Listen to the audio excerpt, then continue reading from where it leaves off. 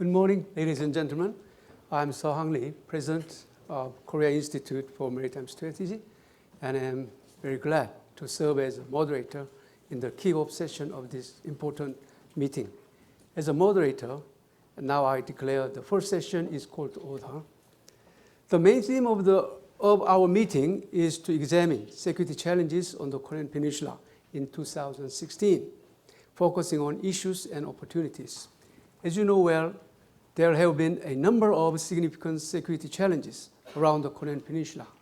For instance, North Korea mixed things up a bit in early 2016, this time starting with a nuclear test is a force, and then following up with a series of missile tests and the satellite launches. Usually the order is reversed.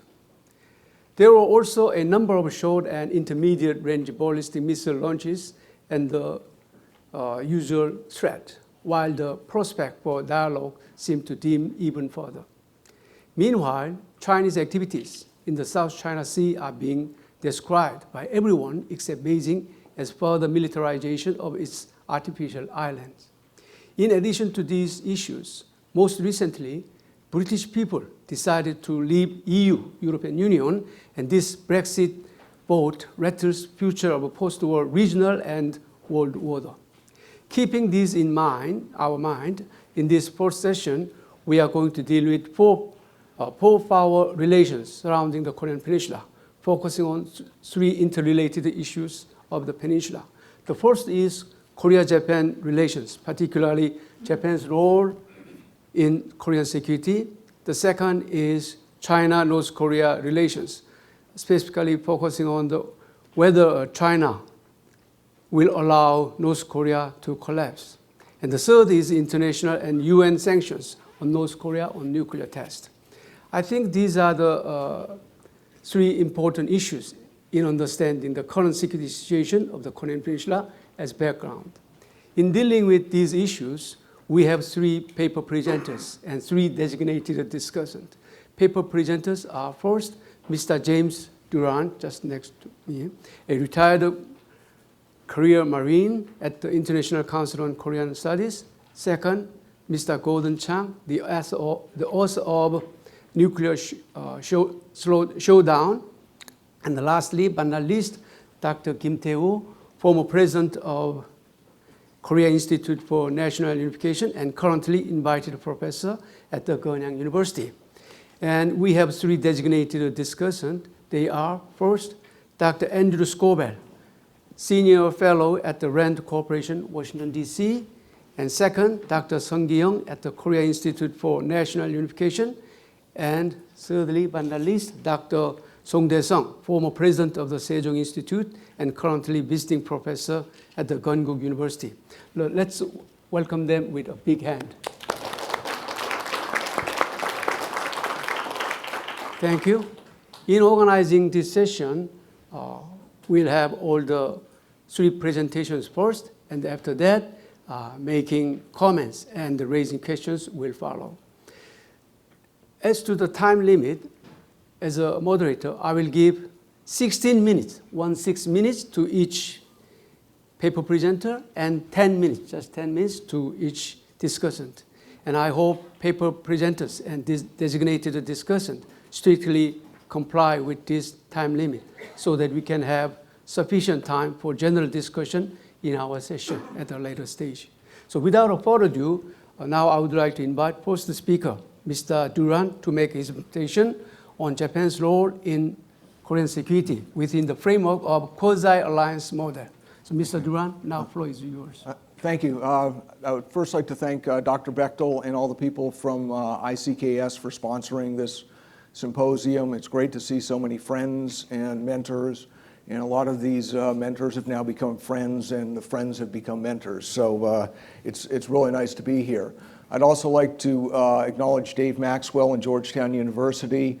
I graduated from Georgetown when the program was largely catering to mid-level military officers.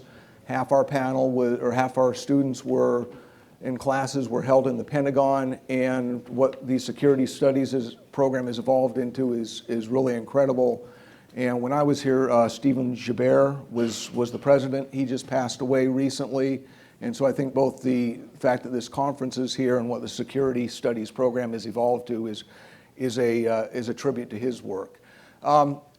This is the third time I've had the chance to examine Japan's role in Korean securities and Korean security or Korean-Japan relations. The first time I did this was a student at the Republic of Korea Naval War College in 1998.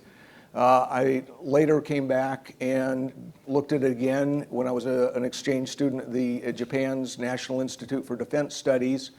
And when I looked at it the first time, I think I looked at it as a lot of Americans did at the time, and a lot of Americans still look at Korea-Japan relations today, is that, why shouldn't we have closer cooperation between the two countries?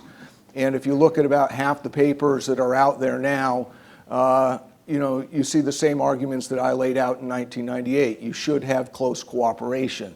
You have two democratic countries. You have very common security challenges, the need for access to the sea lines of communication. And when you lay all the rational factors out, you would think we would be able to, either between Korea and Japan or between Korea and Japan and the United States, come to some sort of agreement on security issues. What I found out, and I think that a lot of us found out, is there are a lot of limits to this. And when I came back to look at it a second time, I had the option of relying on Victor Cha's quasi-alliance framework. He had just published his doctoral thesis, Alliance Despite Antagonism, which really went into the Korea-Japan-United States relations and laid out, a framework for trying to analyze this. And when I looked at it a second time, I found that, this really seemed to make a lot of sense. And Dr. Cha's thesis really comes down to 3 points. First, that there is a common level of friction between Korea and Japan, and that might be the natural state of the relations. Secondly, that you have two nations that are aligned but have separate security alliances with the United States, and the determinant factor of the cooperation between Japan and Korea is American security policies.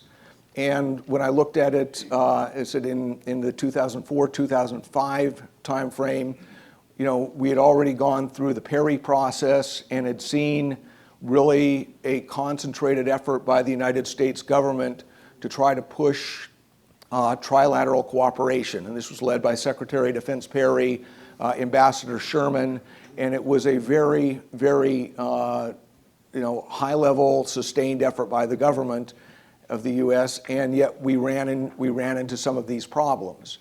And so when I looked at it the second time, I tried to look at it, in the period in the post-Cold War era, and try to say again, what were the big security changes in the United States with regard to East Asian security, with regard to Korea-Japan security, and how did Korea and Japan react to those changes? And critical to Dr. Cha's thesis is, do the United States reactions produce feelings or perceptions of being entrapped in a security alliance or abandoned in a security alliance? And so for this paper, I not only tried to work on some of my things that happened in the Cold War era, but really broke out the post 9/11 era as a separate time period. And what I like about, again, doing this framework is that if you break it out into longer periods of time, you're able to get past some of the politics, whether, because during that time we have seen liberal and conservative administrations in all three countries. We've seen leaders of vastly different ideologies, yet we still come back to what are the factors. And when I looked at it, I really looked at it in the Cold War era for Korea. I think the defining feeling in both the Cold War and the post-Cold War era is there is a feeling of entrapment, and this has been a common theme that has run through, whether it was during the mid-90s and there were fears of a unilateral American strike, and whether it is in the post-Cold War era where we're starting to feel that Korea and the United States don't necessarily see eye to eye when it comes to what might be the role of U.S. forces on Peninsula. Are they going to take an off-Peninsula role? Do we have different perceptions with regard to our role with China?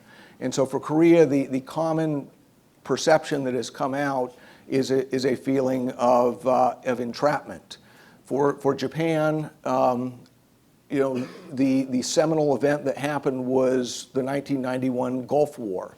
And on the 20th anniversary of the Gulf War, you're seeing a lot of the people who were involved in that as mid-level bureaucrats, as mid-level military officers. And when Japan did not participate in the Gulf War, that fundamentally changed the mindset of people involved in Japan's security issues. One Japanese diplomat says, the Gulf War and Japan's failure to participate was Japan's Vietnam. And so after the September 11th attacks, you've seen Japan working very closely with the United States on a number of issues, whether it is the refueling of ships, whether it is the unprecedented deployment to Iraq, and it is always done within the U.S.-Japan alliance. It's very difficult to get out, but all these actions that have happened today are really a result of the 1991 Gulf War and Japan's failure to send personnel and only deliver a monetary contribution. And so those were the two things that I came up with, is that if you have Korea feeling entrapped, and I think the best quote that I came up from this was that Dr. KDO talked about the water ghost. And she talked about how sometimes that, if you follow the water ghost out into the ocean, you're going to get sucked down. And so you're going to see, the Korean feelings of entrapment as opposed to the Japanese feelings of abandonment. That creates an asymmetrical relation between the two, and it limits the cooperation. And in again the near 20 years I've been looking at this, we haven't been able to move beyond conferences. We haven't been able to move beyond discussions, and I know these are all extremely important, and I know that we have a number of people in all three countries pressing this track 2 relationship very hard. However, when you try to say, well, what is the role of Japan in Korean security, it is extremely limited, and it is due to a variety of factors. But I think that Victor Cha's thesis is still valid to this day, and for people who are going to be looking at this, the challenge in looking at any contemporary problem is that you don't necessarily get all the information at that time. And right now, you're just starting to see academics like Dr. Rowe and other people really try to analyze the politics of the Bush administration on Korea, the Bush administration on Japan, and apply these concepts of abandonment and entrapment. And so I think that it is definitely going to evolve over the coming years.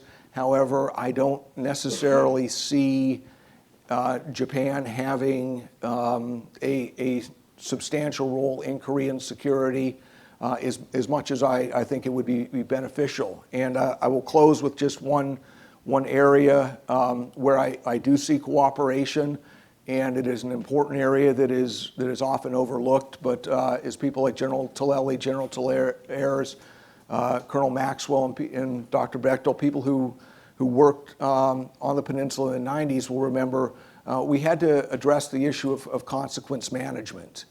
And it was a brand new mission set. You know, we gladly took this on. We didn't really understand what it meant. And we didn't understand, you know, how are we going to address, you know, some of these, you know, the potential for either having to operate in a contaminated environment or address the possibility of nuclear issues. I served in Japan. I was working in Japan in the Fukushima incident, and I think that we found that we, as a government, and we in the military, didn't really understand how complex that environment is and how many human factors are involved in this. And right now, I know that the Japanese and the Korean scientific community is continuing to work very closely on what are the lessons learned from Fukushima and what is happening at this point.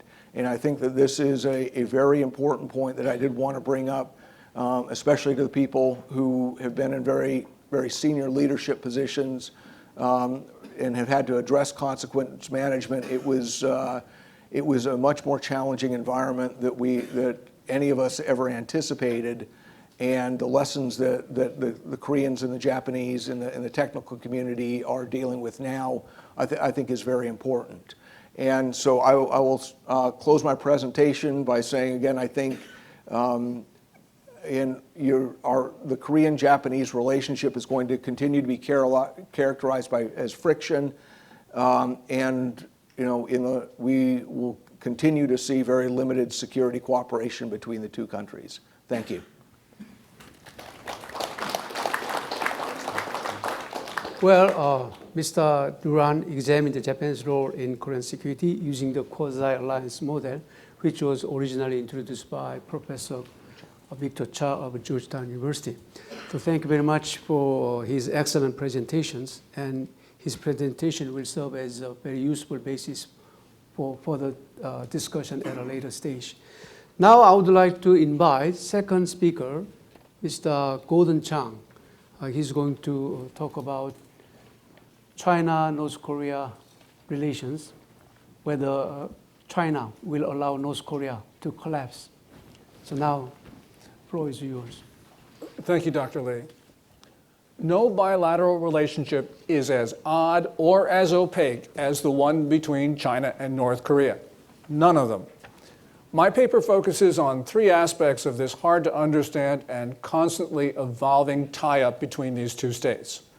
First of all, relations have deteriorated this past year, but despite the erosion, there's been no fundamental change in China's approach to its neighbor, and largely because that approach serves vital Chinese interests. Second, if the Kim regime looks like it might fail, and there are many reasons why it could, Beijing will try to rescue it. And third, I believe that China is not nearly as stable or as strong as it appears, so Beijing might not be able to lend the needed assistance. And today I'll focus on the first 2 points, that there's been no fundamental change, and that Beijing will try to save the North Koreans. As an initial matter, North Korea looks shaky.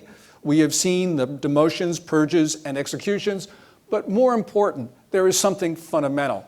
And General Kim, this morning, you started out by talking about it, which is this change in North Korean society. Specifically, we have seen a loss of reverence for the Kim regime, as well as we've seen the development of a money culture. Now that puts Kim Jong-un under a lot of pressure because he needs to meet rising economic expectations. Now, unfortunately, he's trying to accomplish the next to impossible with his Bayungjin line, which is development of his arsenal plus his economy at the same time. And this probably will not work. This is not a prediction, it's more just a recognition of an historical pattern, because Kim Il-sung tried the same thing towards the end of his rule, and it didn't work then. And it's no mystery why it will fail this time. Because Kim is developing missiles and nukes, he is driving his adversaries together, and they are now forming a coalition that is taking a harder line. So for instance, in South Korea, you have no longer this talk about trust politique. In February, the South Korean government closed the Kaesong industrial complex, and that means North Korea gets somewhere between $90 and $120 million less each year. Moreover, President Park is not bashful about talking in public about causing the failure of Kim's regime. The United States, for its part, is moving away from its policy of attrition to something more coercive. Former State Department official Evans Revere, in an interview released at the end of last month, talked about taking North Korea to the abyss. Moreover, Revere said that this is not just his view. He says this is the current posture of the State Department, that it is changing its view to something, a much more coercive policy. And indeed, Revere looks correct. 2 days after his interview was published, the Treasury Department of the US, applying the Patriot Act, declared North Korea to be a primary money laundering concern. And that designation means that global financial institutions will sever whatever remaining links they have with the North Koreans. For the longest time, as we all know, Washington practiced this concept of strategic patience, but it is passing an inflection point. And not since the end of the Korean War has the Kim ruler faced a foreign adversary who is determined to put him under. That is now changing. So Kim may have pushed his adversaries too far, and that's not good for him because, as we have seen, there has been this deterioration in relationships. For instance, we saw this when Xi Jinping, the Chinese ruler, did not call Kim Jong-un a comrade when he congratulated him on his election as chairman of the Korean Workers' Party. But in October of last year, Xi Jinping did use the term comrade when he sent his congratulatory message about the 70th anniversary of the founding of the Workers' Party. Words, of course, have symbolism and meaning, especially for one-party rulers. So as we can see, the Chinese are trying to downgrade their North Korean friends. There are a number of analysts in the Chinese capital who want the ultimate downgrade, who would like to see the People's Liberation Army cross the border if there were a crisis and actually annex North Korea as China's fourth northeast province, or at least stay long enough to put in place a regime that would be much more friendly to the Chinese. Shi Yin-hong of Renmin University thinks that Beijing should even actively work to unify the peninsula under Seoul's management, because he believes that a unified Korea would move closer to China, farther away from Japan, and would eventually eject American troops. Whether or not Xi's idea is sound or not, it is not Beijing policy. Beijing policy at the moment is to support Kim. The Chinese may not like Kim, but that doesn't matter. They are ruthlessly pragmatic, and they believe that Kim Jong-un supports very important Chinese goals.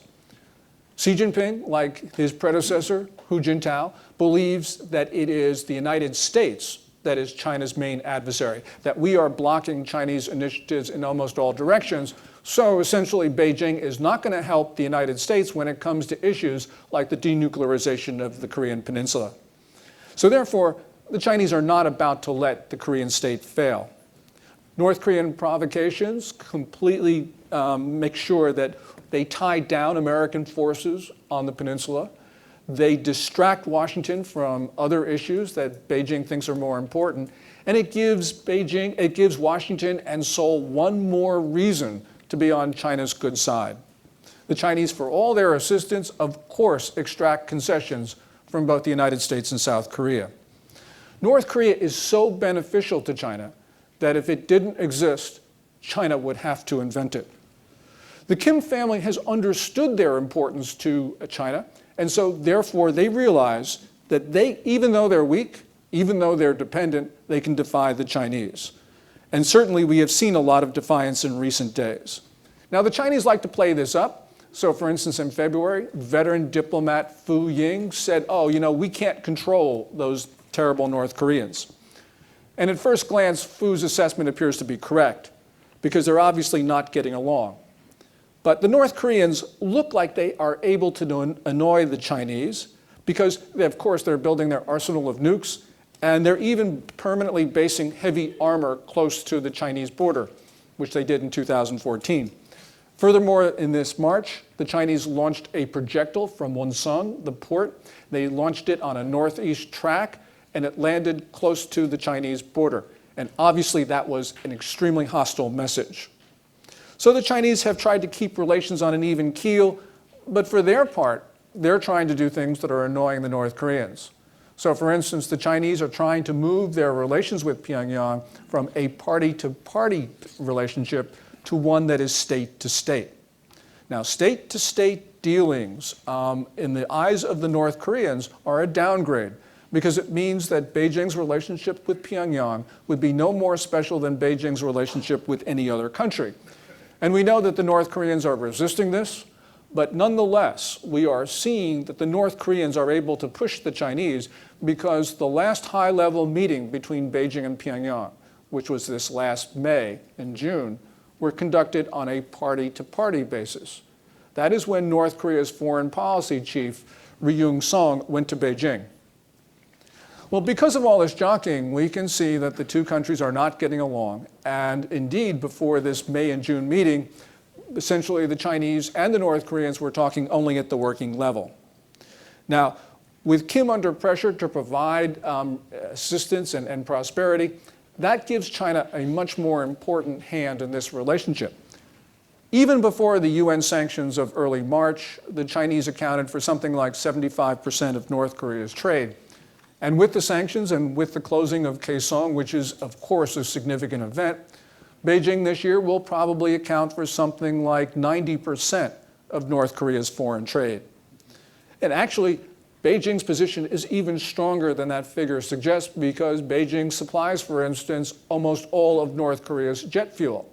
And there is no other country that could step in should Beijing stop that flow. So Kim, therefore, looks like he's at the mercy of the Chinese, but this extreme dependency of his on the Chinese does not translate into Beijing's day-to-day control of the North Korean state. For one thing, the Chinese perhaps don't want day-to-day control. I think that they are confident in Beijing that, at least on the important issues, they can push the North Koreans around. You know, after all, the Chinese can see that year in year, they are gaining power over the North Koreans because they are tying the North Korean economy to China with aid, trade, and investment. And we saw China's power to bend the North Koreans to their will as we looked at China's reaction and China's enforcement of Resolution 2270, the March 2 sanctions on North Korea, which were the fifth set. China started out by saying that it would completely and fully enforce those sanctions, and indeed, it looked like for a moment that they would. They were, for instance, stopping coal shipments. Most significantly, Beijing clamped down on financial transactions. But Beijing's enforcements of these sanctions were not intended to cripple the regime. In the past, we have seen this with the 4 prior sets of sanctions. When the sanctions were first put in place, the Chinese made great displays of complying. And then when the international community was looking in the other direction, China flouted the rules across the board. That's how Kim Jong-il, for instance, the father of the current ruler, that's how Kim Jong-il could obtain his 16-wheel transporter erector launcher for his KN-08 missile. And indeed, in the past, North Korea could get everything it wanted either from or through China. Now what we are seeing in the last weeks or so is China relaxing these sanctions because North Korean ships that are under sanction have been entering Chinese ports. Furthermore, we've seen a significant amount of goods and commodities that are under sanction cross the China-North Korea border. So, for instance, China did not stop the flow of luxury goods to North Korea, those goods intended for the attendees of the 7th Party Congress. And that was important because that is supposed to be essential to the maintenance of the Kim regime. But even more important, we did not see China stop the flow of components and materials for North Korea's nuclear weapons program. So, for instance, in recent months, there has been, going across that border, cylinders of uranium hexafluoride, vacuum pumps, valves, and computers, all intended for North Korea's weapons program. And this comes from David Albright of the Institute for Science and International Studies. Joshua Stanton of the One Free Korea site says that this cannot be a mistake, that this is a pattern and practice of the Chinese, and it's got to be deliberate policy. And whether this is true or not, the Chinese do say that they are the friends of Pyongyang, and we've got to believe them. And it appears that the Chinese actions are having the desired effect. They first of all said they were going to enforce the sanctions, took a few steps in that direction, and then loosened them. And then what happened? Then we had the North Korean foreign policy chief show up in Beijing. He was essentially showing respect and essentially acknowledging the primacy of the Chinese in that relationship. And now that the Chinese have obtained what they really need, which is this acknowledgement of North Korea's inferior status when it comes to Beijing, we can expect the Chinese to further loosen sanctions. Donald Trump, who is the presumptive Republican Party nominee for president, said that the Chinese have absolute control over the North Koreans. That statement is an exaggeration, of course, but nonetheless, it looks like it comes closer to the truth when we start to look at China-North Korea relations, much closer to the truth than the statement from Fu Ying, the Chinese ambassador. In short, Beijing calls the tunes. China-North Korea relations are indeed odd and opaque, but there is a logic to them that we can detect, and there are recognizable patterns. Thank you.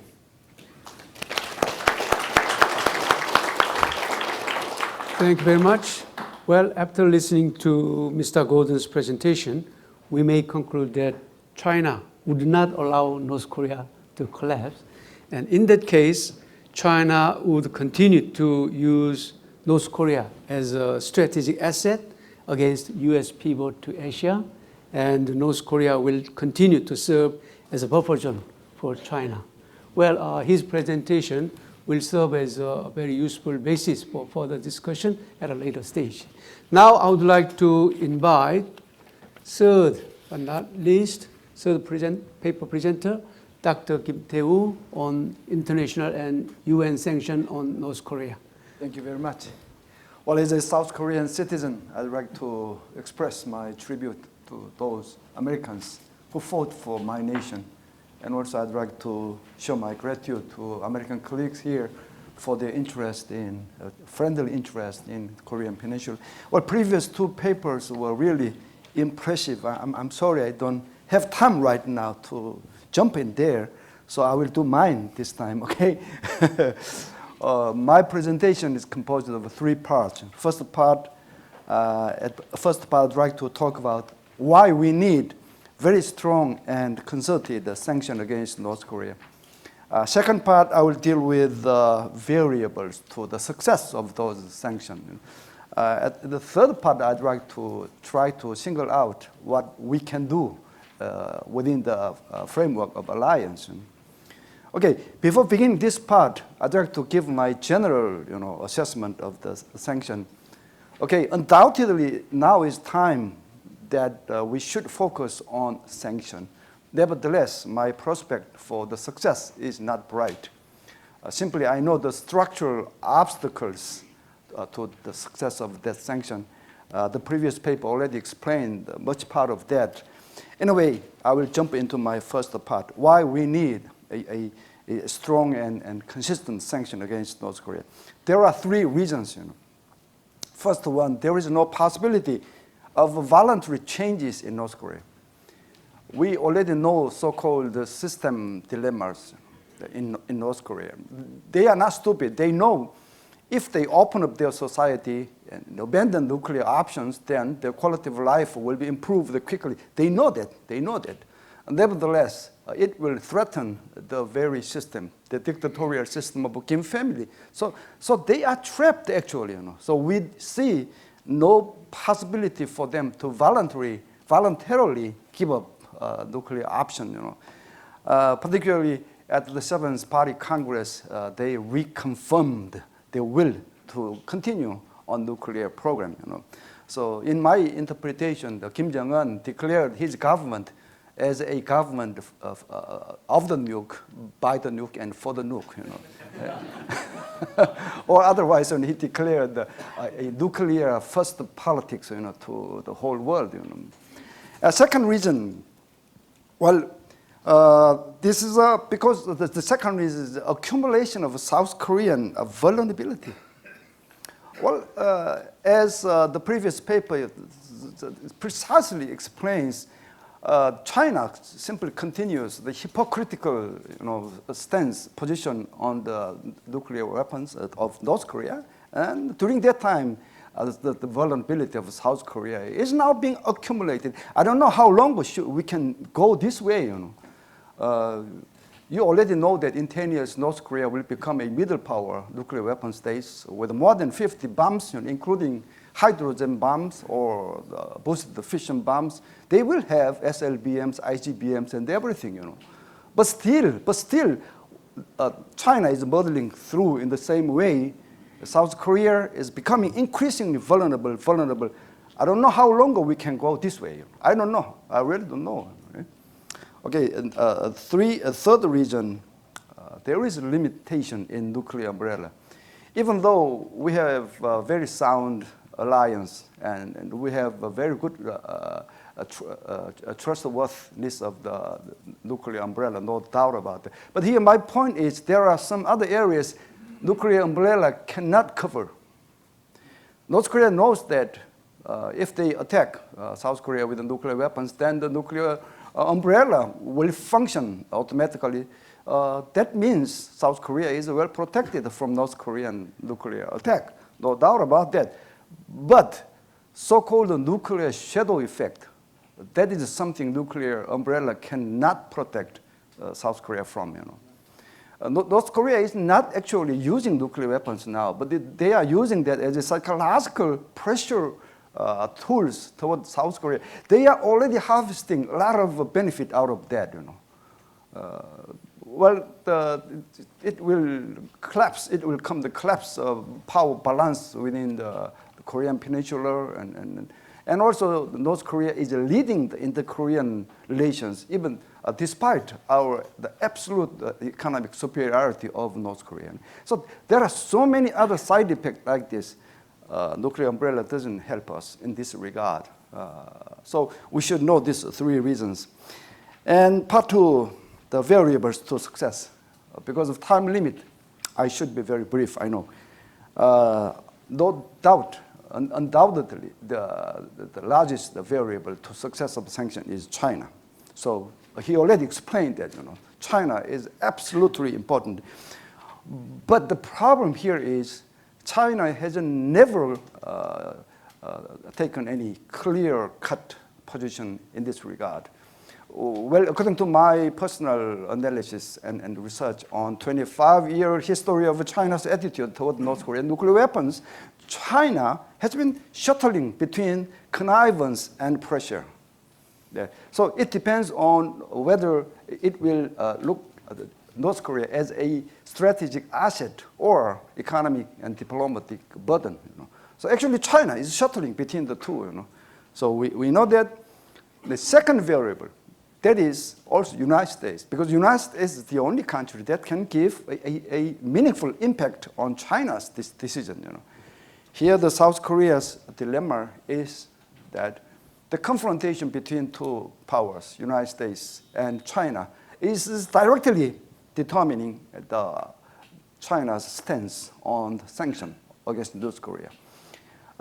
When China and United States military relations are cooperative, then the China stance toward North Korean nuclear weapons is getting close to pressure. And when the military relations between the US and China becoming competitive or confrontational, then China moves the other way. So China is loosen the sanction against North Korea. So this means China is very assertively using North Korea as a card in its game vis-a-vis the United States. This is our dilemma. This is South Korean dilemma situation. A third variable, of course, South Korea. We are doing our best. Actually, South Korean government is actually doing everything to strangle North Korea. But unfortunately, this is a trivial variable, the secondary or peripheral variable, if not trivial. So that's why we have to depend on our alliance for the diplomacy toward China. Okay, this is actually, anyway, the summary of the variables. Well, final part, I'd like to move on what we can do at a alliance level. Well, for South Korea, I think it is very important to distinguish alliance from the so-called strategic cooperative partnership, which is the diplomatic rhetoric or terminology we agreed with the China in 2008. Actually, the strategic cooperation partnership provides South Korea with nothing as long as security is concerned. So we South Korean citizens should remember what China did when we had the provocation from China on our vessel Cheonan and their shelling on our island of Yeonpyeong Island. So we should distinguish, even though South Korea is much dependent on China for its economy, but as long as security is concerned, we should make a very clear-cut distinction between alliance and the economic, dependence. For example, some South Koreans, I heard that, well, something happening in South China Sea is directly influencing on China's attitude toward North Korea. So that's right. So some of them say that why U.S. and China is fighting there, So if they are peaceful, then we can do something toward North Korea. So I teach them whenever I encounter that kind of opinion. South Korea has enjoyed the safety, the trade, and our oil tankers are using that slot, with the safety under the U.S. domination. So U.S. is now trying for that. South Korea should not take side on China in that regard. So this is complicated. Anyway, this is one of the ways we can make distinction between the alliance and the so-called strategic cooperation partnership. I think as far as I know, the South Korean government will immediately, or very soon, even a few days, will issue something on our decision on the deployment of a THAAD, if I'm correct. I think this is another example. For that, we can make some distinction. Okay, second, for the United States, this is our hope, our recommendation. Well, U.S. can rethink how to strengthen nuclear umbrella and how to strengthen the defense commitment. We know U.S. has its own, troubles and questions externally, internally. So that's why I really appreciate for the colleagues, American colleagues, for the interest in our security. Anyway, this is time, to do that.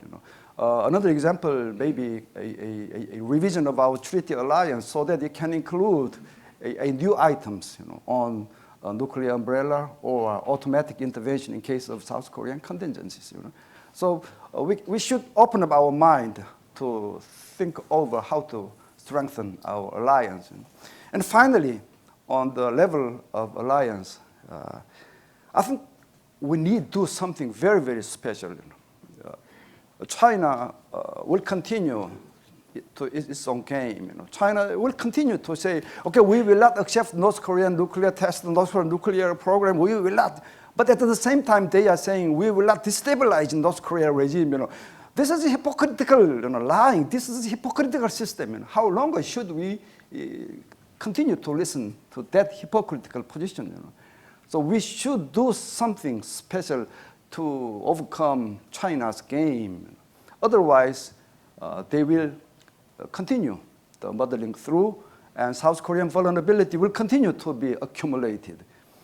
So one way is showing our will to threaten another nuclear proliferation domino in Asia if China is not cooperative.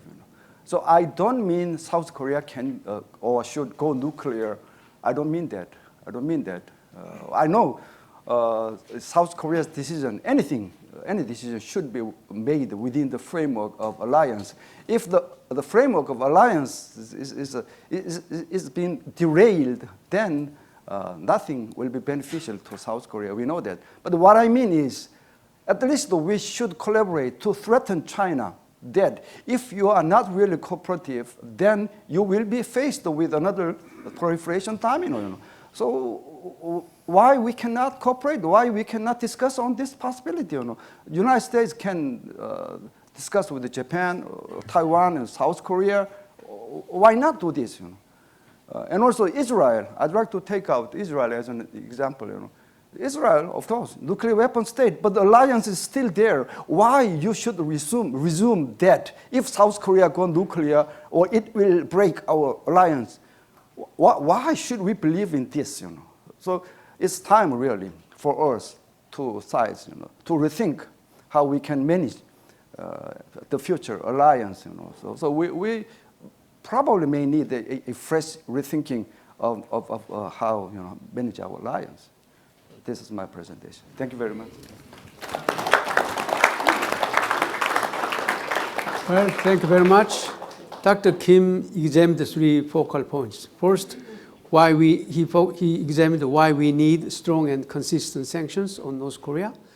Second, he examined the three variables for the success of sanctions. And thirdly, he examined what has to be done at the alliance level for the success of sanctions. So there is no doubt that his presentation will also serve as a very useful basis for further discussion at a later stage. Well, now it is time to make comments and raise questions for further discussion on three interrelated issues: on Japan's role in Korea security, China-North Korea relations, and international sanctions on North Korea. So first, I would like to invite Dr. Andrew Scobell, Senior Fellow at Rand Corporation, Washington. So as I mentioned, I will give him just 10 minutes. So I hope you comply with time limit. I'll do my best, sir. Thank you, Dr. Lee. It's a great pleasure to be on this distinguished panel. Some very, very stimulating and thoughtful papers. I'm just going to raise a question on two of the papers, and then focus the rest of my remarks on the China paper, because that's where I actually know something. Not you be the judge of how much. On the Durand paper, I think that was a fascinating analysis. I guess the question, and sobering, maybe a little depressing. So the question I would have is, do you have any suggestions on how to overcome the friction that you I think, say, characterizes security relations between Japan and the Republic of Korea? On the sanctions, nuclear sanctions paper, if the North Korean regime is, as you characterize it, Dr. Kim, a regime of the nukes, by the nukes, and for the nukes, I think you're right, unfortunately. So then that begs the question of what realistically, short of regime change, can we hope for for sanctions to accomplish? And so, denuclearization would seem to be maybe somewhat unrealistic. So is there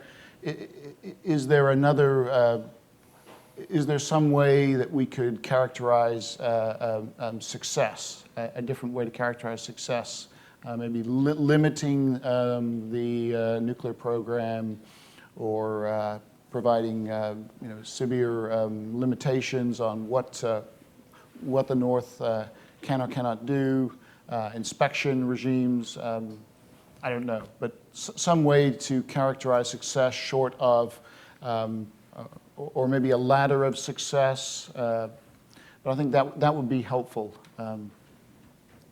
because otherwise it's more, sanctions constitutes a bridge to nowhere in a sense, and I hope I hope that's wrong, but I think that thinking about how to characterize a successful outcome for the sanctions is important to at least think about.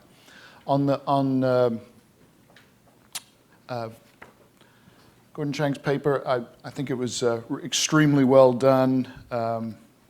Excellent. I think it's an excellent overview of the North Korean situation at least from what I know. I think it's a very good assessment of China's disposition vis-a-vis North Korea too.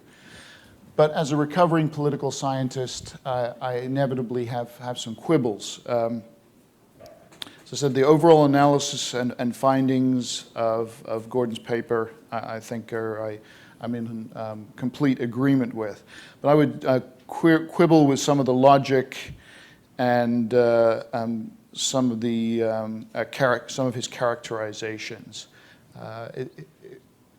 And I'm serious. I think it really is a very good paper. But I think, gets carried away with some rhetorical flourishes, such as, if North Korea didn't exist, China would have to invent it.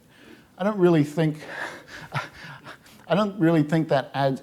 It sounds really good, it's very catchy, and it may get you quoted, but I think it gets in the way of your overall point, because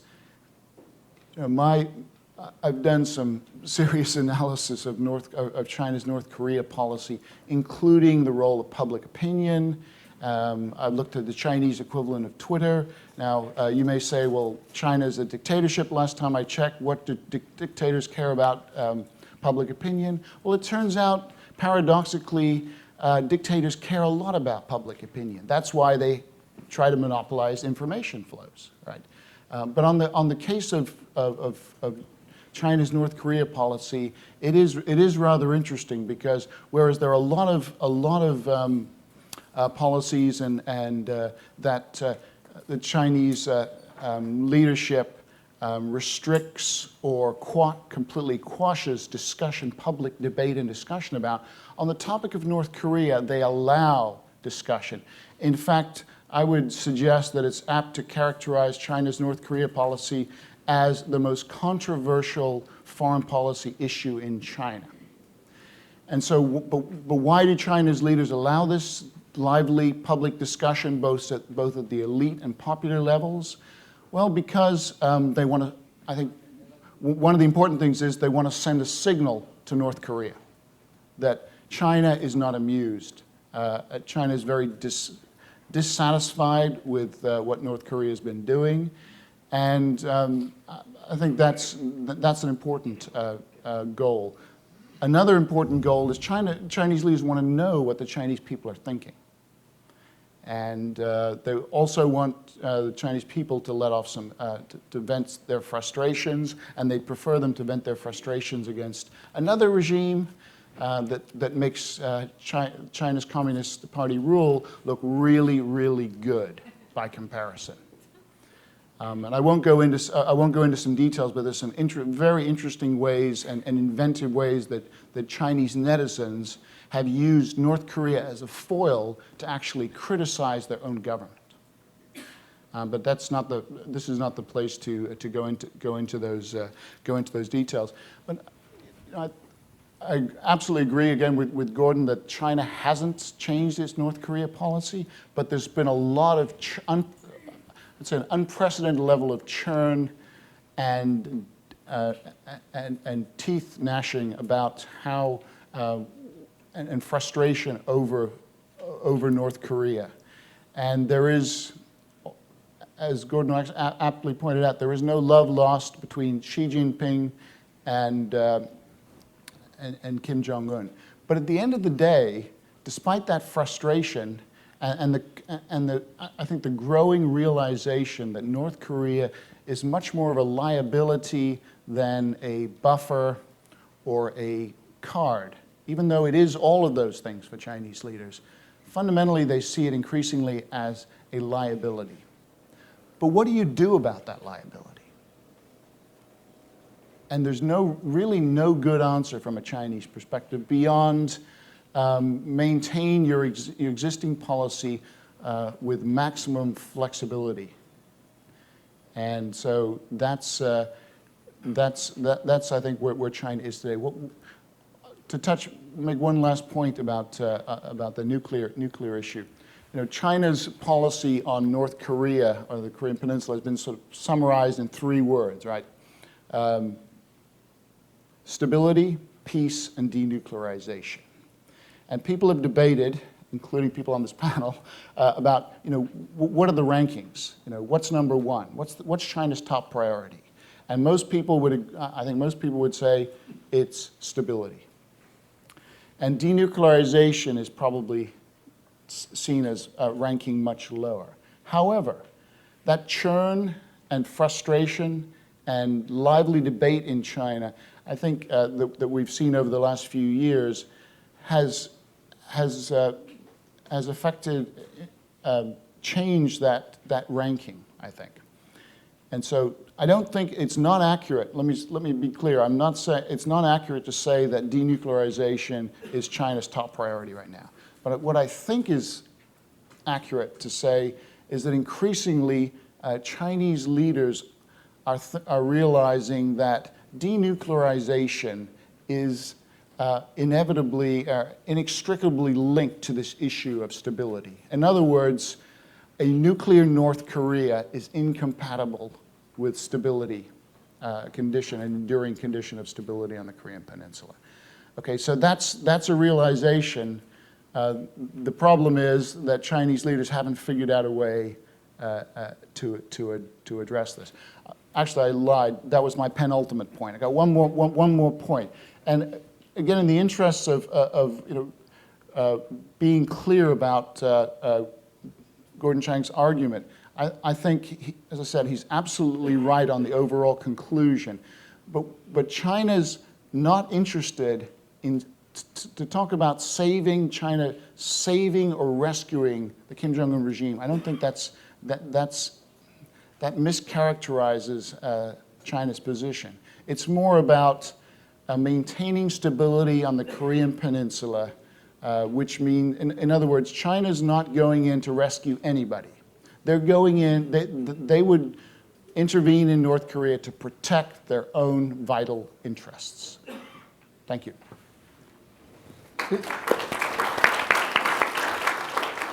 Well, thank you very much. Dr. Scobell raised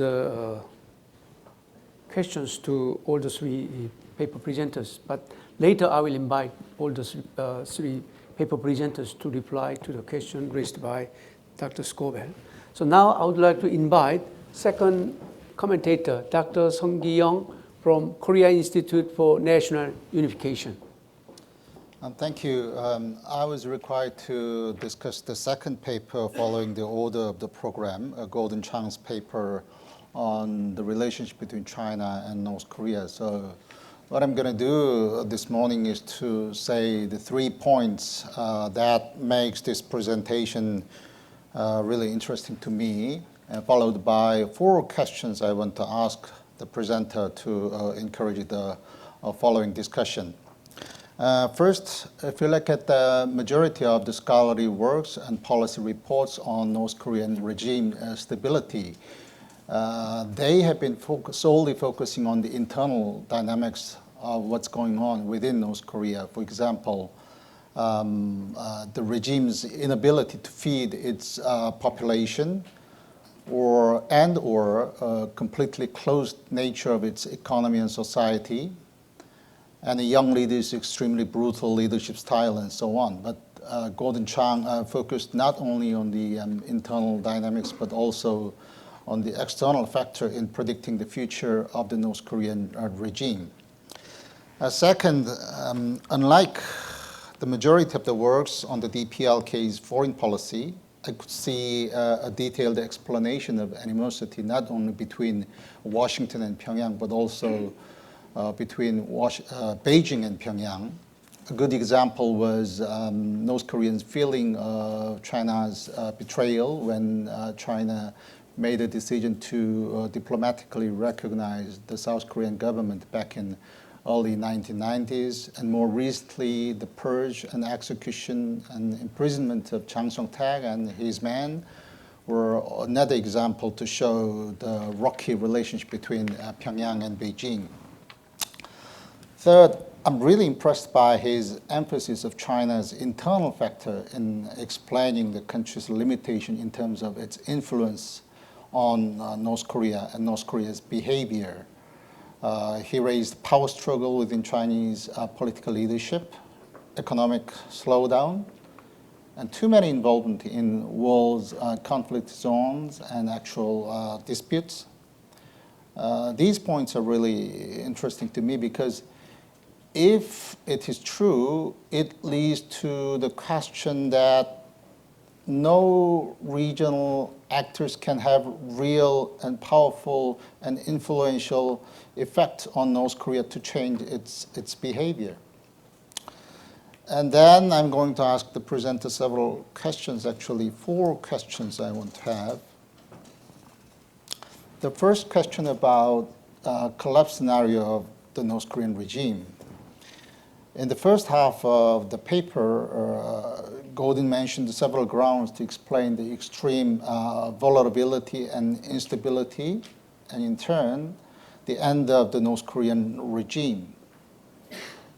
But if we look back, those who predicted the collapse of North Korean system have very long existed, more than 2 decades, since the Great Famine days back in mid-1990s.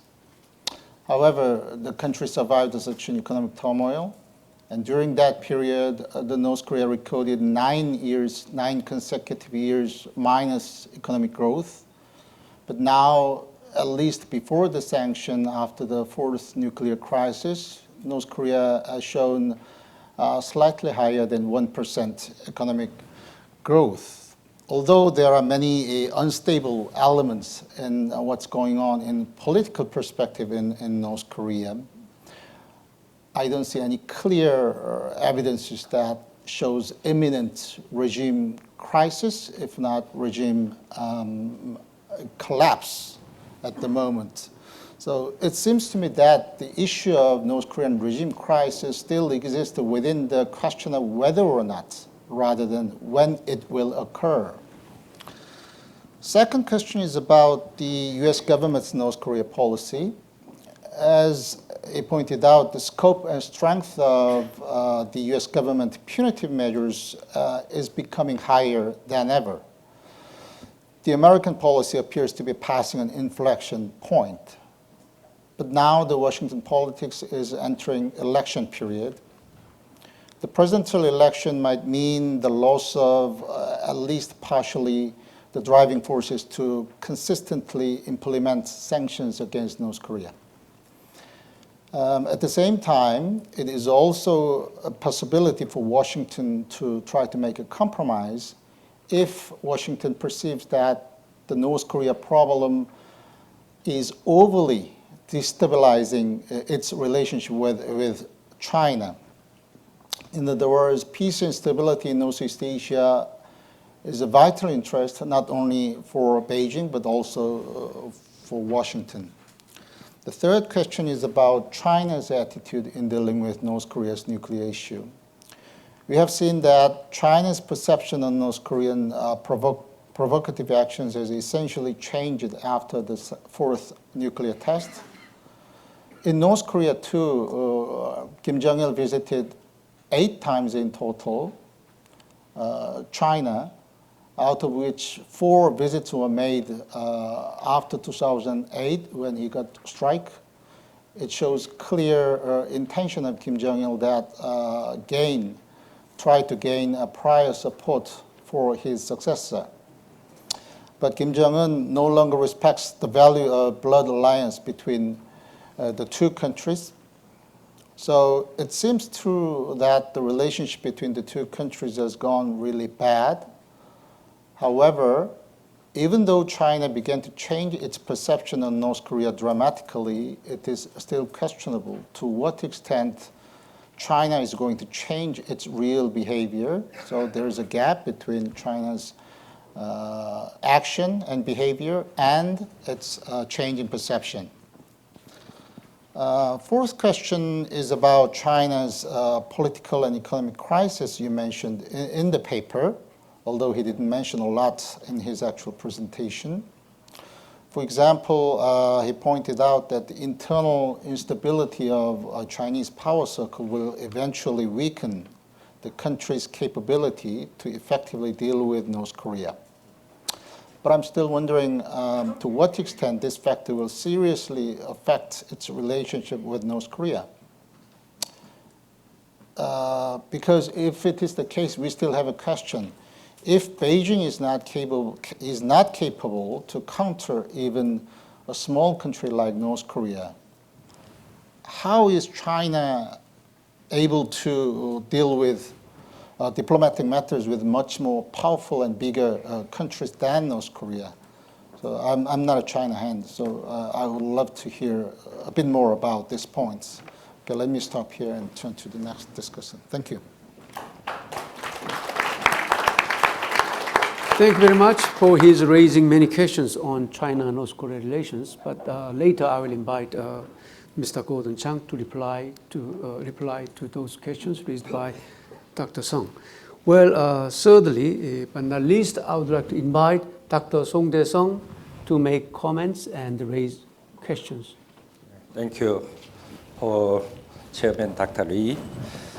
In this panel, among 3 papers, I prepared my comment, very short my comment and question on Japan's paper and Dr. Kim's North Korea's papers.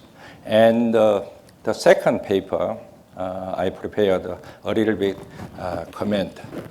Okay, let's start the first paper. Mr. Durand argued many excellent arguments in this paper. Among them, I like those 2 his arguments. The first one, China has never provided the type of security guarantee that the United States has provided in the Korean Peninsula. Yeah, this is a difference between the China and the United States in terms of Korean security issues. Even though South Korea and China have the relations, so-called strategic partner, because of this, there has not been any advance in terms of the security issue, especially to solve North Korean nuclear issues. Second, Mr. Durand's paper, his argument, Korea will not abandon the alliance with the United States to pursue neutrality or develop alliance with China. That is quite true.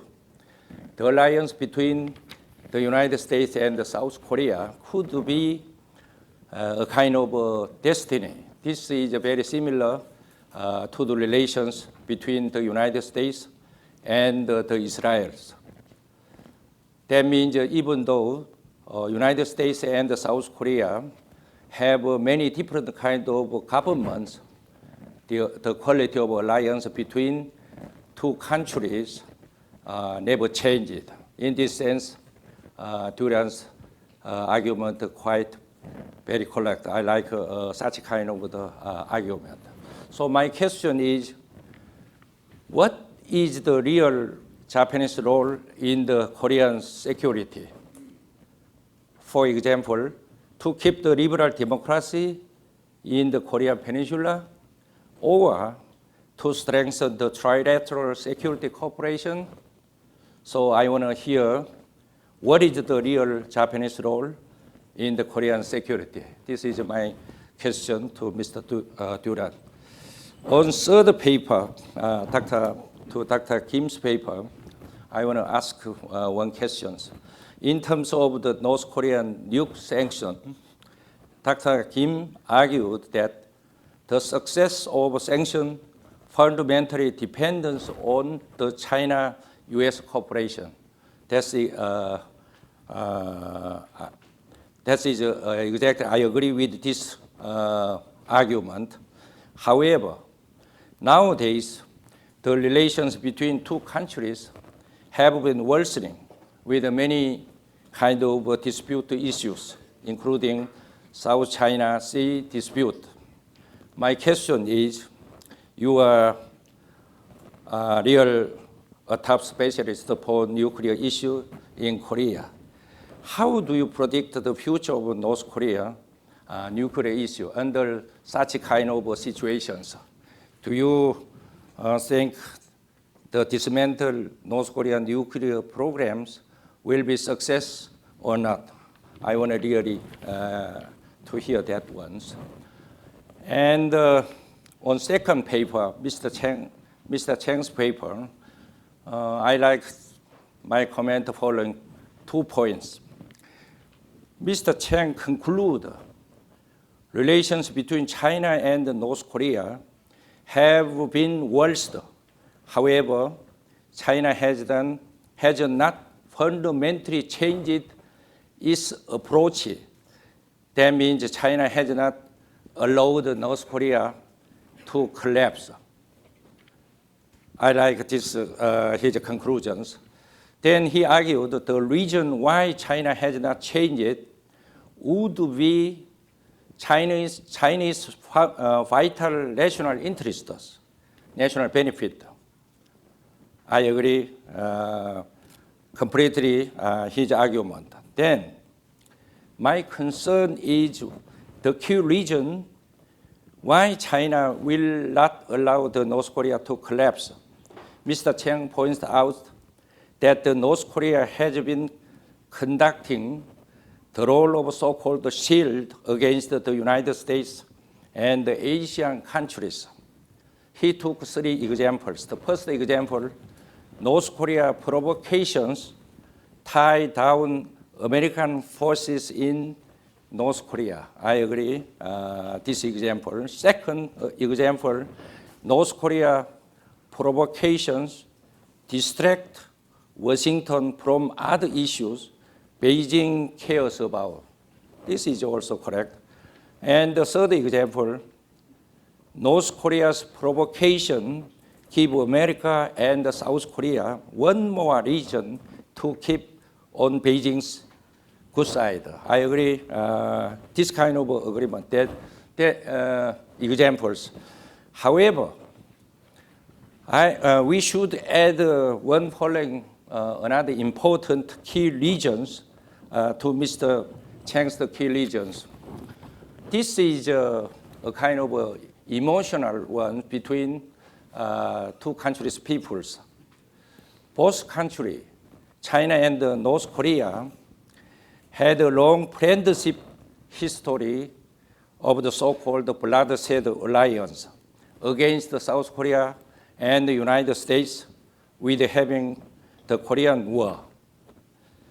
We may have many chances to meet the Chinese older generation in Korea or in mainland China. Whenever we met the Chinese older generation, they are over 80 years like that, they strongly stress so-called bloodshed alliance between China and North Korea. They argue that they had unforgettable history to have fought together with the bloodshed in the Korean War. So they argue that China should not dispose of North Korea firstly. If North Korea does not dispose of China firstly, this means China will never give up the North Korea if North Korea does not leave firstly from the China. In this sense, China will never allow North Korea to collapse. We must, this is in a sense very important key regions in terms of the emotional factors between 2 peoples. And the second, my comment, Dr. Chang's paper, Mr. Chang argued there are many analysts in Chinese capital who believe the collapse of North Korea would work to China's benefit. I'm very concerned on such kind of analysis. I want to have how many percentage of this kind of analysis are there? I think that this kind of analysis could be contributed to the real peace and stability in Far East Asia. This kind of analysis also may contribute to the real Chinese national benefit. In terms of this analysis, this is my viewpoint. China should seriously consider North Korea's collapse with out-of-box thinking in terms of whether the collapse of North Korea would be benefit or not for China's real national interests. China should reconsider the collapse of the North Korea. I think there could be the following 5 Chinese benefits from North Korea's collapse. The first Chinese national benefit is the firehouse, so-called the firehouse in the Far East Asia will be dispersed from the collapse of the North Korea. China has always argued that the peace and stability are important in the Korean Peninsula. North Korea's collapse can bring peace and stability in the Korean Peninsula. So China should consider the collapse of North Korea's. The second Chinese benefit from the collapse of North Korea is that from the solving the most difficult North Korean nuclear issues. If North Korea becomes a real nuclear state, or they deliver frontline their nuclear weapons, South Korea and the United States, in terms of so-called balance of terror, should do strong countermeasures for survival. For example, both countries should bring back the U.S. tactical nuclear weapons to Korean Peninsula. There could be different opinions, but this is my strong belief. Both countries try to bring back the U.S. tactical nuclear weapons to the Korean Peninsulas for the survival of South Korea. Nowadays, they success their Mustang missiles is related to the survival of the United States. If it is not available, in a second step, South Korea should try to borrowing nuclear weapons from other countries, including United States. Try to rent nuclear weapons from other countries. If those 2 things mentioned above bring back U.S. tactical nuclear weapon to Korean Peninsula and borrowing nuclear weapons from other countries, if those 2 things are not available, South Korea should prepare 3rd steps. That is, South Korea try to purchase nuclear weapons from abroad, the other countries, including United States. If those 3 things bring back nuclear weapons to Korean Peninsula, borrowing nuclear weapons from other countries, purchasing from the other country, all those 3 things mentioned above are not available. This is the final stage. South Korea should do this one, then conducting self-production of nuclear weapons for survival in terms of balance of terror. We should do that. The ally United States should assist us for the survival of South Korea. Such a situation will make Japan produce its nuclear weapons. Japanese production of nuclear weapon will lead domino theory for the Taiwanese production of its nuclear weapons. This kind of situation could be a real tragedy against the China. China should deter this kind of tragedy from the collapse of North Korea. The third national profit from the collapse of North Korea is the bad image that China has been always protecting rogue state North Korea will be eliminated or diminished from the collapse of North Korea. We don't need much explanations. The fourth Chinese national benefit from the collapse of North Korea, there will be more economic interest for China with the unified Korean Peninsula than those of the divided Korean peninsulas. For example, Yeonbyeon area, Manchuria area, and the Pyongyang area could be transformed into a very active economic developing areas. This could be so benefit mainland China.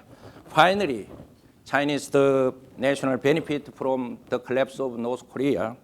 China doesn't need to worry about the defected North Koreans. If Korean Peninsula unified, many North Korean defectors who have been staying in mainland China, they'll go back to their mother countries. Finally, China should reconsider the collapse of North Korea without overthinking way for their national benefit. Thank you. Thank you very much, Dr. Song, for his very provocative comments and questions. And it seems that Dr. Song was not in favor of Mr. Chang's argument on China-North Korea relations. And Dr. Song introduced, from his own perspective, introduced 5 national benefits from the collapse of North Korea. So far, many useful and fruitful constructive comments and questions were introduced to make this session very candid and fruitful. So now I would like to invite original paper presenters to reply to those questions raised by commentators. So first I would like to invite Mr. Durand to reply to questions. Thank you very much. If I could, I'd like to combine both the questions because I think they are very closely together. The first question I was asked to address is, what can be done to overcome the friction? And the second question, which was related to that, is, how does Japan, view its relationship with Korea in Korean security, and whether it views Korea as a liberal democratic state, which is a political basis, or whether it is part of a trilateral security system.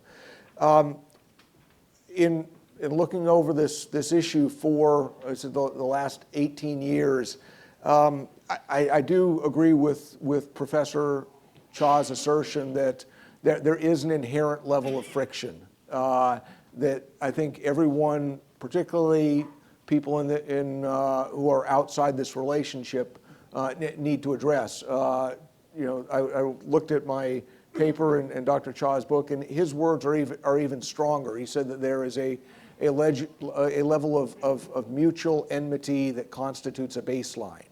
And I've said friction because I think it is a little more or a little less strong, and it shows that we do have cooperation both in bilateral and trilateral fora in many areas.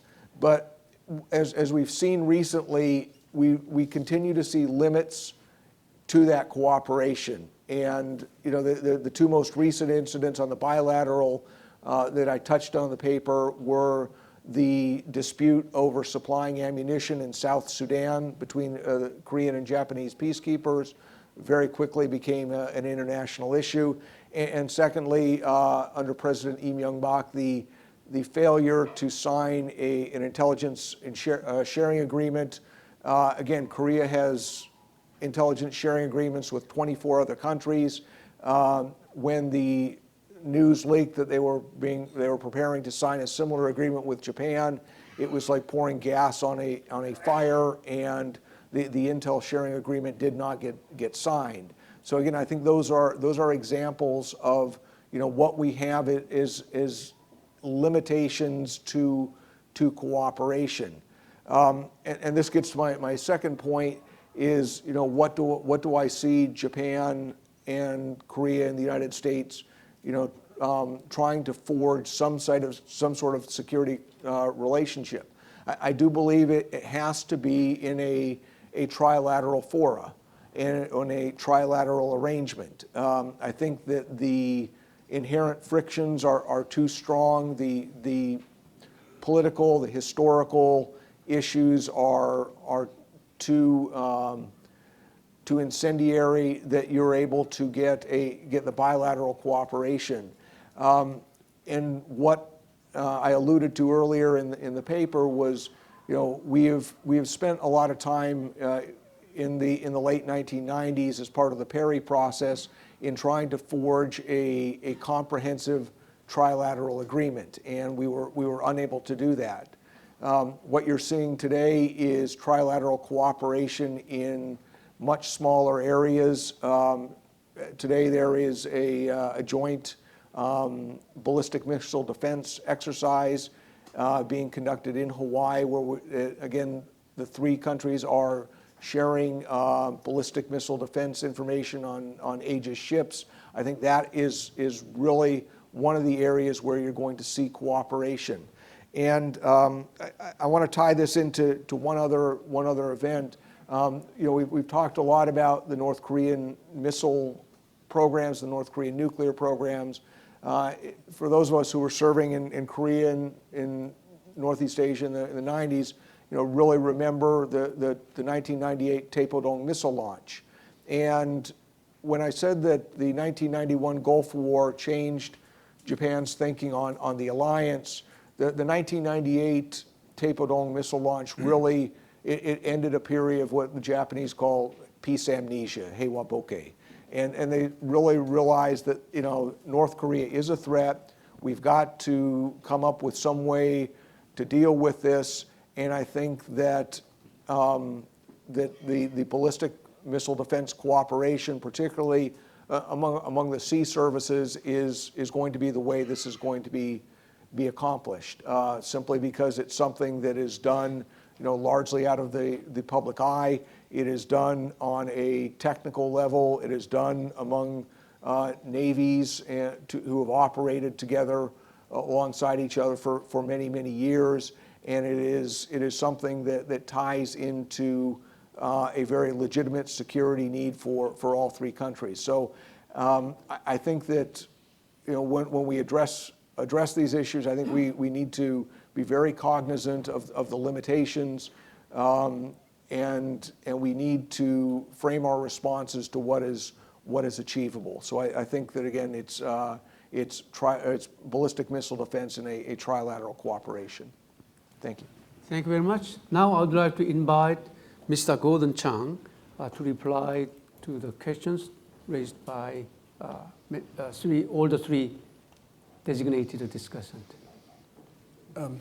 Thank you, Dr. Lee. Andrew, first of all, those are perceptive comments, and I will incorporate them in the paper. I especially like your comment about this balance between stability and denuclearization, and that in China it is starting to change, where Chinese leaders do see denuclearization as linked to stability as they haven't in the past. The only problem, though, is that the Chinese, like Americans and South Koreans and Japanese and everybody else, don't know how to get there. The one thing that is, I think, evident to Beijing is that it is starting to pay a cost for its support for North Korea.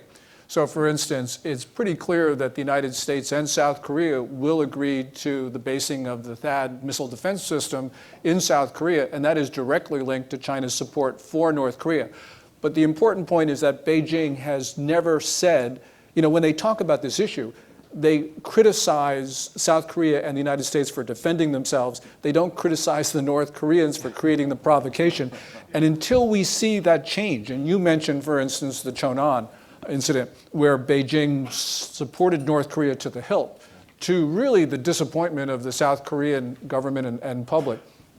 Until we start to see these changes, we can't really say that there has been a fundamental shift in Chinese policy. And I admit that there is a lot of frustration on the part of Chinese diplomats who show utter disdain for Kim Jong-un, and that's why they're allowing all of these very interesting comments in Chinese media about Fatty the Third and the rest of them.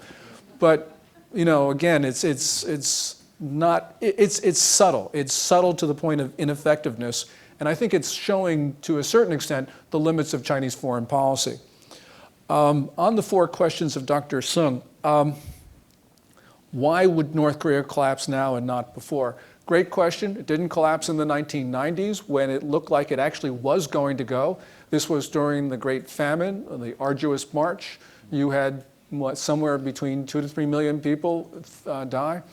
And also at the same time, you had the first political transition, first leadership transition in North Korea, and the regime saved itself.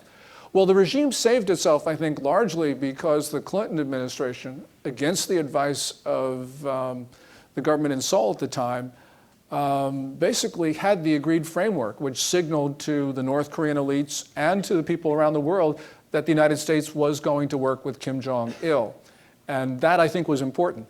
Now you are having in the United States a feeling that perhaps there too, like the Chinese, there is a cost to ineffective North Korean policies. So we are seeing change. It is slow. On your second point about the change in administration in Washington causing a change in policy, this is basically a Donald Trump question. And who knows what President Trump would do. We know what he would say. There would be a complete change in Chinese-South Korean relations if he were president. But we don't really know if he would actually do what he says, because I think a lot of this stuff just comes off the top of his head. On Chinese attitudes and perceptions, again, this is a relationship between Beijing and Pyongyang that's gone bad. But until we start to see a fundamental shift in Chinese policies, this is only preparatory. And what we are seeing, I think, is paralysis in China, but in any event. And then China's internal crisis. Got to remember right now, China is involved in creating provocations in an arc of nations from India in the south to South Korea in the north. It's got its hands full in the East China Sea and South China Sea. It is trying to support Venezuela. It's got all sorts of problems in its relationships in Africa. And you have a Chinese foreign policy apparatus that is really very little evolved over the last 15 or so years. And so I think that they would be hard pressed by any crisis, especially with the ones that they're creating. And so I don't think they have time to deal with North Korea. Now, I could very well be wrong about this, but they have limited resources.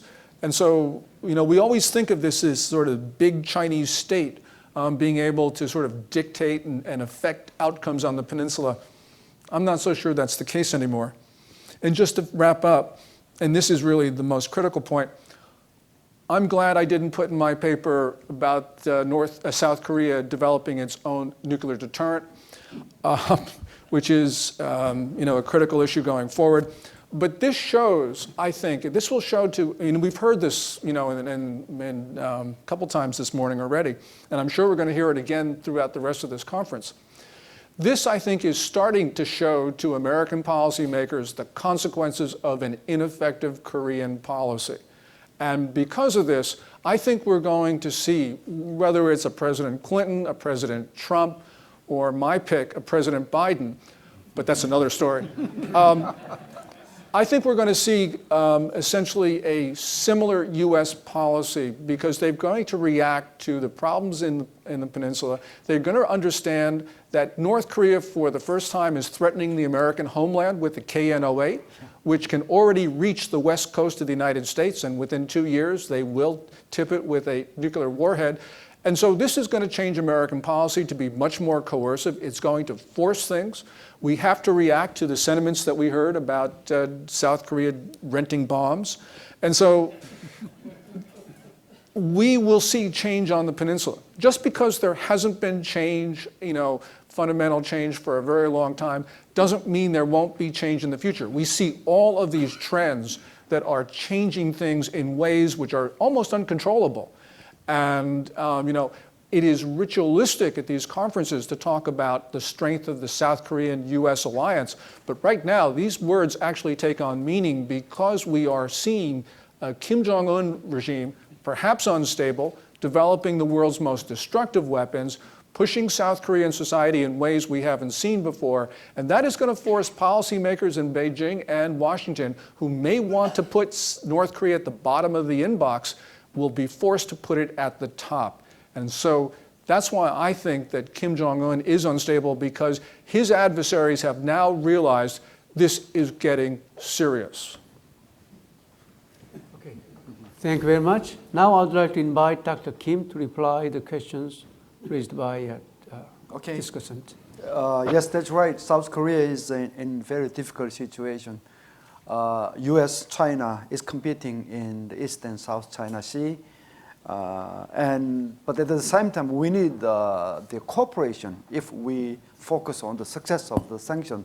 So this is a really difficult situation. Okay, nevertheless, I would say very clearly that South Korea should not say, something like, the U.S. should step back or step down in order to get reconciliation with China, so that they can succeed in the sanction against North Korea. Well, that's some different story at different level of international politics. South Korea need U.S. dominance on that seas. We know that for the future-oriented interest of South Korea, or directly related to the survival of South Korea itself. We have to support U.S.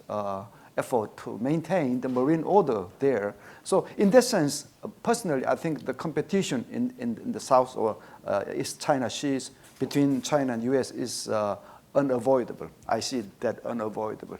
So that's why I'm suggesting that we need something very special that can compel China to change its own thinking on North Korea, rather than compromising something. So that's the reason why I talked of the possibility of using the possibility of the nuclear proliferation domino as a diplomatic card against the Beijing government. So anyway, let's not forget that China is continuing to send out two conflicting messages. They are saying, okay, we oppose North Korean nuclear weapons. We oppose North Korea's nuclear test. But at the same time, they are saying, we don't destabilize North Korean regime or North Korean system. This is really hypocritical, How do you think the North Korea will interpret this, So if not stupid, they interpret, okay, we can continue the nuclear weapon development, so those Chinese guys will not cripple us, So they know that, They know that. That's the key point, China is sending out the two conflicting messages. We have to stop this, otherwise we cannot be successful, in the sanction. That was my point. And if I'm allowed, I'd like to briefly comment on what was said by Mr. Durand, Dr. Durand. Well, I really appreciated what you said through the presentation. Yes, we need cooperation, trilateral cooperation. So we should get over the emotional things in South Korea or in Japan. We know that. So the cooperation in the missile defense is very relevant and right. But without not opposing what you are saying, I'd like to add something. Okay, cooperation in missile defense is very important. If that is trilateral, this is then much more important. Nevertheless, that kind of action is not sufficient to deter North Korean nuclear threat. North Korea is developing already SLBMs. If they deploy SLBMs, the SLBM will neutralize South Korean so-called kill chain system or any defense systems. So we need more actually. We need more. So a THAAD system, deployment of THAAD is something very necessary for South Korea, not for the purpose of defense itself, but for the purpose of consolidation of our alliance. So we need that, but that's not sufficient. That's not sufficient. We need much more. So in that sense, we need to talk, over extended topics, military topics. Yeah. Thank you very much, all the three paper presenters. Now, floor is open to have a general discussion. So is there anyone from the floor to make comments and raise questions? Yeah, I would like to collect three first. Okay, Dr. Park and Dr. Yu. And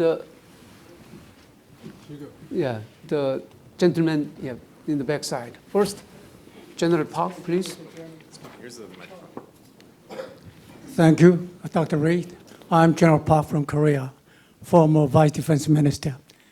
Yesterday, I spoke of the current nuclear security dilemma on the Korean Peninsula at the Heritage Foundation. One of my conclusions was that if this situation goes on, we cannot find any way out from that dilemma. But today, Dr. Kim and Dr. Song gave us several ways to overcome the dilemma. Thank you very much. Now, I raise a very quick question to Gordon Chang. This morning, Dr. Kim said South Korean government soon announced its decision to accommodate the U.S. deployment of THAAD system on the Korean Peninsula. But let's suppose if South Korean government, in addition to introduce a U.S. THAAD system for the defense of the U.S. bases in Korea, if South Korean government announce its plan to purchase by itself, the purchase U.S. THAAD system for its own defense against North Korean nuclear threat, that in that situation, China still will oppose Korean purchase of U.S. THAAD system for its own defense for the same reason with that China opposed U.S. deployment of THAAD system on the Korean Peninsula. China will continue to oppose South Korean purchase of THAAD system. I don't know whether the United States will allow us to purchase by ourselves the THAAD system. Then I think China argues that the reason why they oppose the U.S. the THAAD system is that U.S. can look deep into China and Russia. And the other day, Xi Jinping and Putin met together, and together they opposed the U.S. deployment of THAAD system. But if we purchase our own THAAD system, then still they have the same reason to oppose that plan. Thank you. Thank you. Well, next floor, Dr. Yu. Thank you, Mr. Chairman. My first question, very simple and common sense question to Mr. Chang. You said the bilateral relationship between China and North Korea is China's vital interest. Why is that vital interest for China? The unified Korea, based upon liberal democracy, I think it's much more benefitable for China. In the different context, unified Korea as a strategic buffer zone is much more contributable to China, even not alliance relationship. My second question to Mr. Kim. As you know, last month, North Korea's 7th Party Congress, Kim Jong-un declared no first use of nuclear weapon. What does this mean? Is that deceptive, hypocritical, or tricky one? Theoretically speaking, no first use of nuclear weapon means North Korea will have second strike capability rather than first strike capability against the United States. It is very ridiculous, very cosmetic. What is the North Korea's intention? Simply for recognition as the nuclear states or other? My question. Thank you. Thank you. And next speaker, the gentleman in the back side. Taewoo Kim from Fairfax, Virginia. You guys so serious, but I would like to ask you, Gordon and Andrew, my longtime friend, third grade question this is, okay? Number one, a friend of mine from South Korea, last night we had a dinner, and he said that once Chinese army enters North Korean territory, whatever reason, like to neutralize North Korean nuke in coordination with United States, they would never withdraw from the North Korean territory. He said so. So what's your opinion? Second question. One of my friends posted news this morning on the Facebook. He posted DPRK cargo approach to the China, is under sanction, is approaching to China's harbor, not yet there. So would China allow it to get in? That's my second question. The third question, are there any correlations between US military strategy on the Spratly Islands and China's cooperation to constrain nuclear in North Korea? Thank you. Thank you. Now I would like to invite Dr. Gordon Chang to reply to those questions raised by from the floor. Okay. On the first question, which is really interesting, yes, Beijing does oppose the deployment of THAAD because it does give the U.S. the capability to look into China with very powerful radar. I don't think that China would have a different attitude if THAAD were deployed by South Korea itself. And the reason is that, again, a potential adversary would have the possibility of looking in. They would always think that there's coordination between the two, the American and the South Korean militaries. And in general, as we saw in Beijing's reaction to the Cheonan incident in March 2010, they are much more interested in supporting North Korea than they are in developing their relations with South Korea. There was a lot of commentary, a lot of interest and excitement when President Park went to Beijing in last September, when Xi Jinping went to Seoul before he went to Pyongyang, and he's never been there as China's leader, and we all get really interested in that. But nonetheless, there is nothing that holds South Korea and China together in a friendship. There are differing interests, and those interests basically boil down to North Korea. So I don't think the Chinese would want the South Koreans deploying any powerful missile defense system.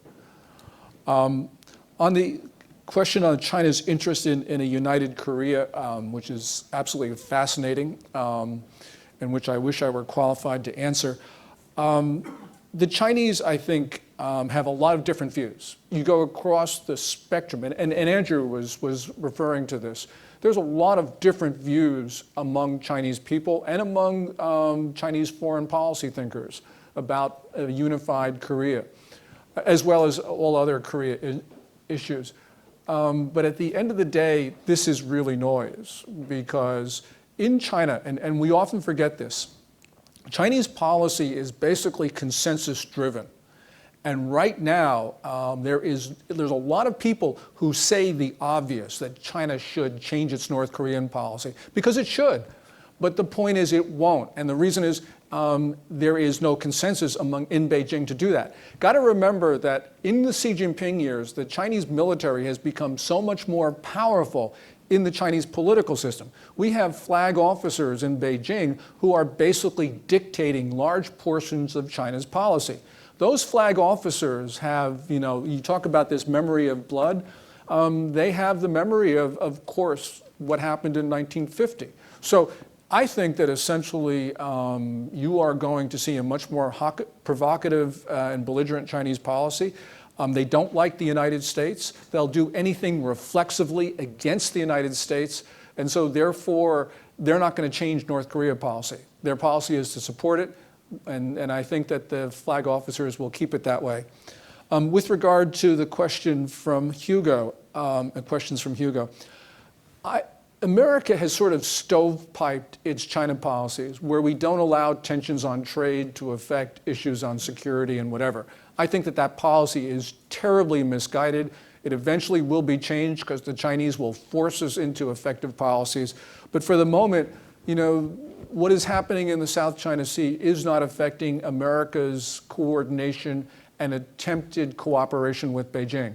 So for instance, at the height of the South China Sea controversy earlier this year, you see Secretary of State Kerry on the plane to Beijing, March I think it was, you know, pleading for Beijing's assistance on North Korea.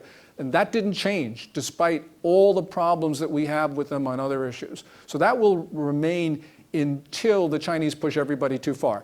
The question is, when are the Chinese going to push everyone too far? I would think that it should have happened long ago, but I don't drive American foreign policy. But I do think it's going to occur soon for a number of reasons, and we can see this in what China's been doing. The issue of whether if Chinese troops enter into North Korea, will they ever leave?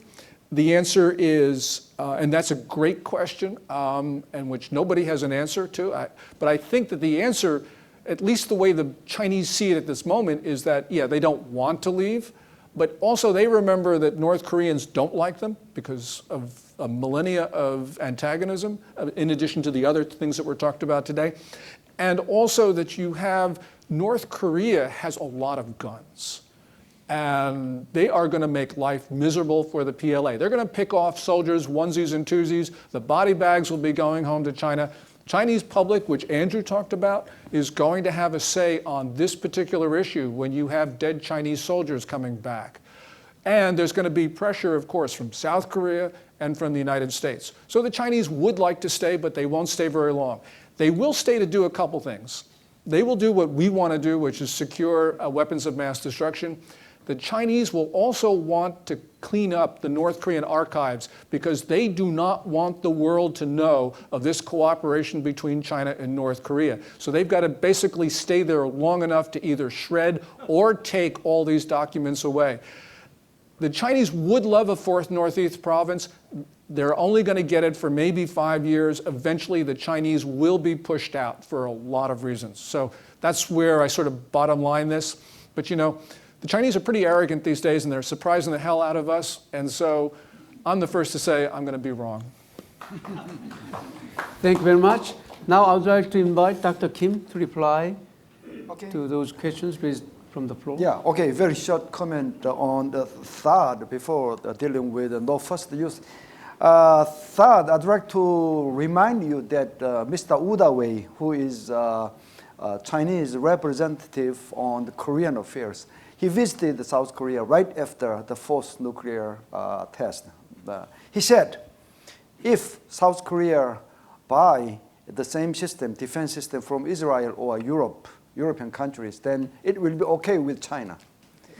Well, that means the vehemency of Chinese opposition to the deployment of THAAD on South Korean soil does not proportionally represent the vehemency of hostility between South Korea and China. That's different story. Okay, here, important point is South Korea should not be played by the manipulation of North Korea, China. You know, if we are dragged into that game, then the South Korea can say all of a sudden, okay, then we don't need the U.S. SAD system, and we should not do that way. You know, we should be thinking in American position.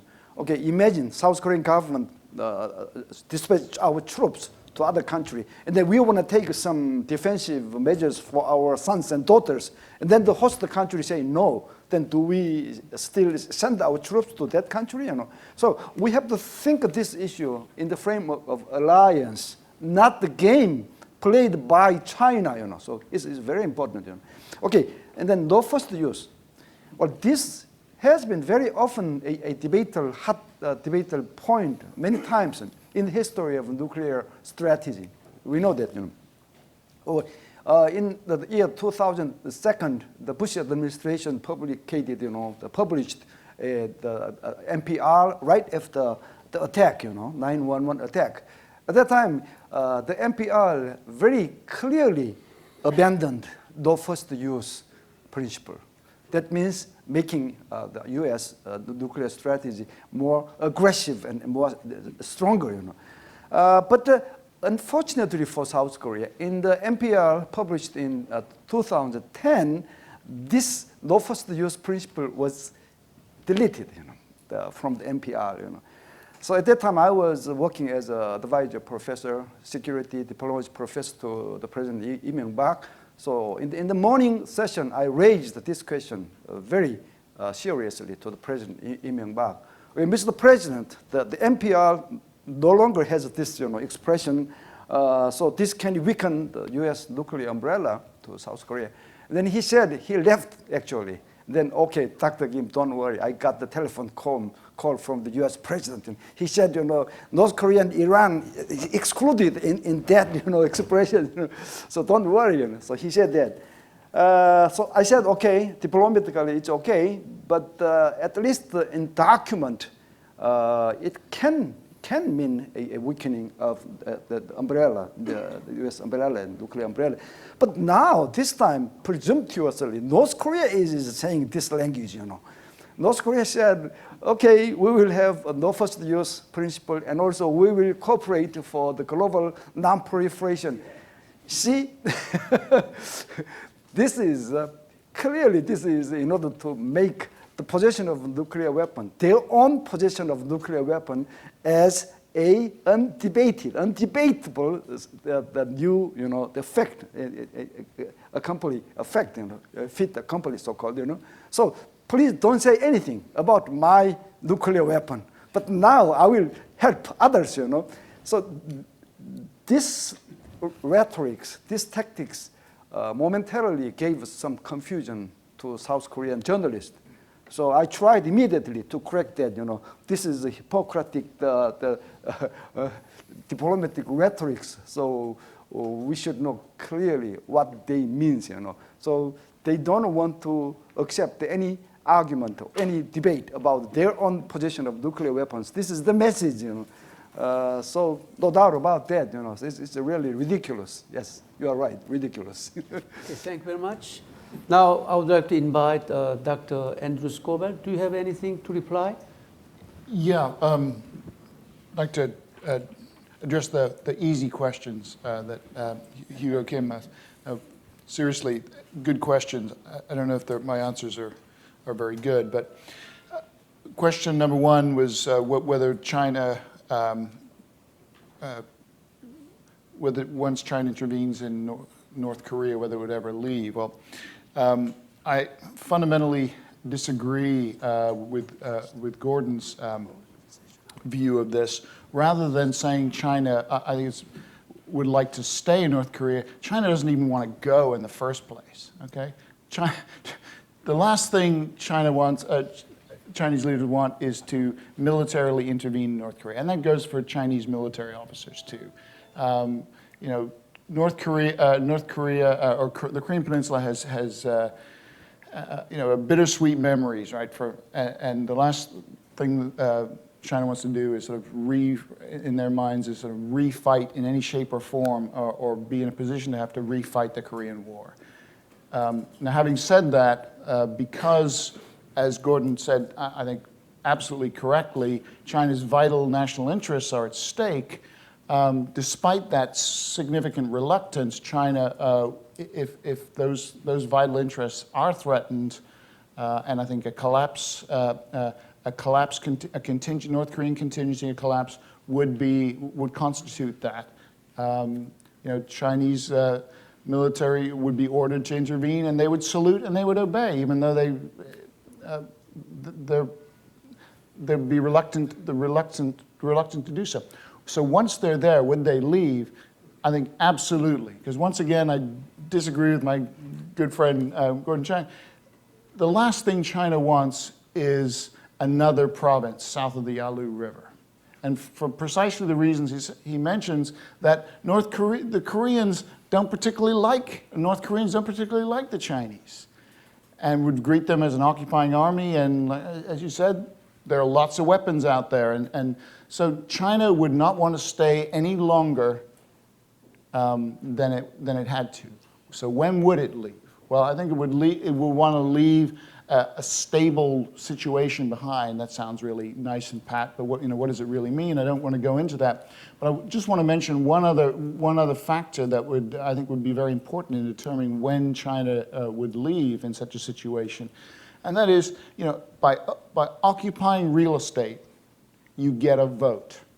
And China, by occupying part of North Korea, would get a vote in how the configuration of a united Korea would be like. Such things as, where troops might be, where U.S. or RK troops might be, maybe a new DMZ south of the Yalu. But if China has real estate, it gets a vote on those things. And I think that's an important reason for China to stay. In terms of your second question about the cargo vessel, I honestly have no idea.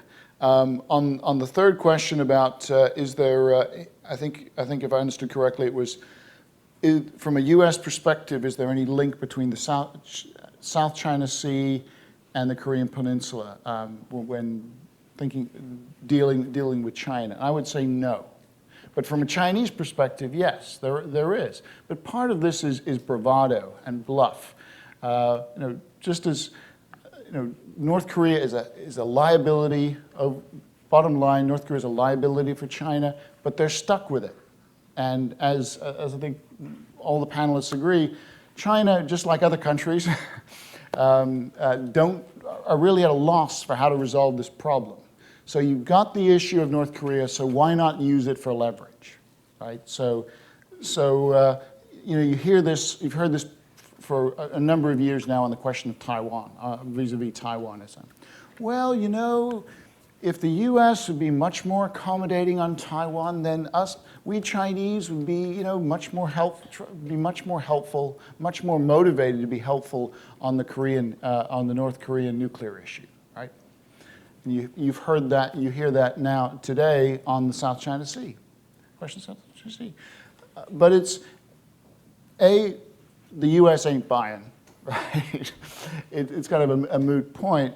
But the premise of that, even if it is partially bravado and angling for leverage, is that China would be doing the U.S. a favor on Korea.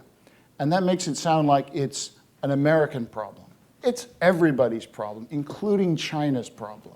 So that, by posing it, I think the best way to respond to the Chinese, that kind of Chinese suggestion or that characterization is to hit back strong and to remind the Chinese that this is China's largest foreign policy headache. And I think Gordon's absolutely right, that this North Korean nuclear issue highlights the limitations, the real limitations of Chinese foreign policy in the second decade of the 21st century.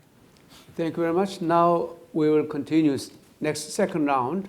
So first speaker, gentleman in the front seat. Yeah, please bring the microphone, please. My name is Don Kirk. I just have a couple real quick questions for Mr. Chang. I don't think you mentioned, maybe you did, and maybe I missed it, but you didn't mention Foreign Minister Ri's recent visit to Beijing and what might have come out of that, what did that indicate? And also, when is Kim Jong-un going to go to Beijing? When is that summit going to occur? I'd appreciate your views on that. Thank you. Thank you very much, Mr. Kunkuk. And then Professor Yu, and then gentleman in the second next to him. For the last 2 decades or so, pretty much the status quo has been maintained. But one recent change in the last few years has been the growing awareness about the possibility of united Korea because of the possibility of collapse or because of possibility of surgical takeout of North Korean nuclear facilities or whatever it is. But there is a positive way of bringing about the unification which will be possibly considered beneficial to Japan, China, and elsewhere. What would it take, my question is, for Japan to move closer to work for unification? What would it take China to make a move toward unification that is peaceful and usually unification via development? Thank you very much. Next speaker, yeah, gentleman next to. Thank you. Mike Bellington with Executive Intelligence Review. Dr. Scobell was, I think, the only one who even made reference to the fact that in many ways the denuclearization of North Korea is simply unrealistic under sanctions and so forth.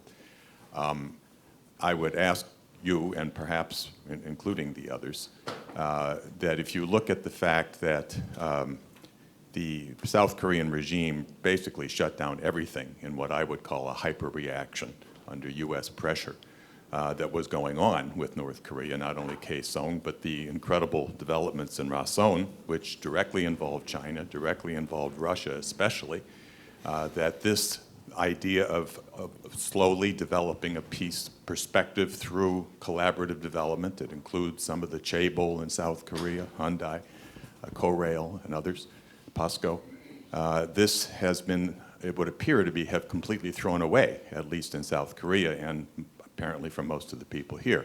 I would ask Dr. Scobell and hopefully the others to respond. Is it not more reasonable to think about actually achieving a peace of the sort that that Jae-Pung Roo just mentioned by that kind of development-oriented collaboration, especially in a situation where Asia is growing and developing while the West is in a period of economic chaos?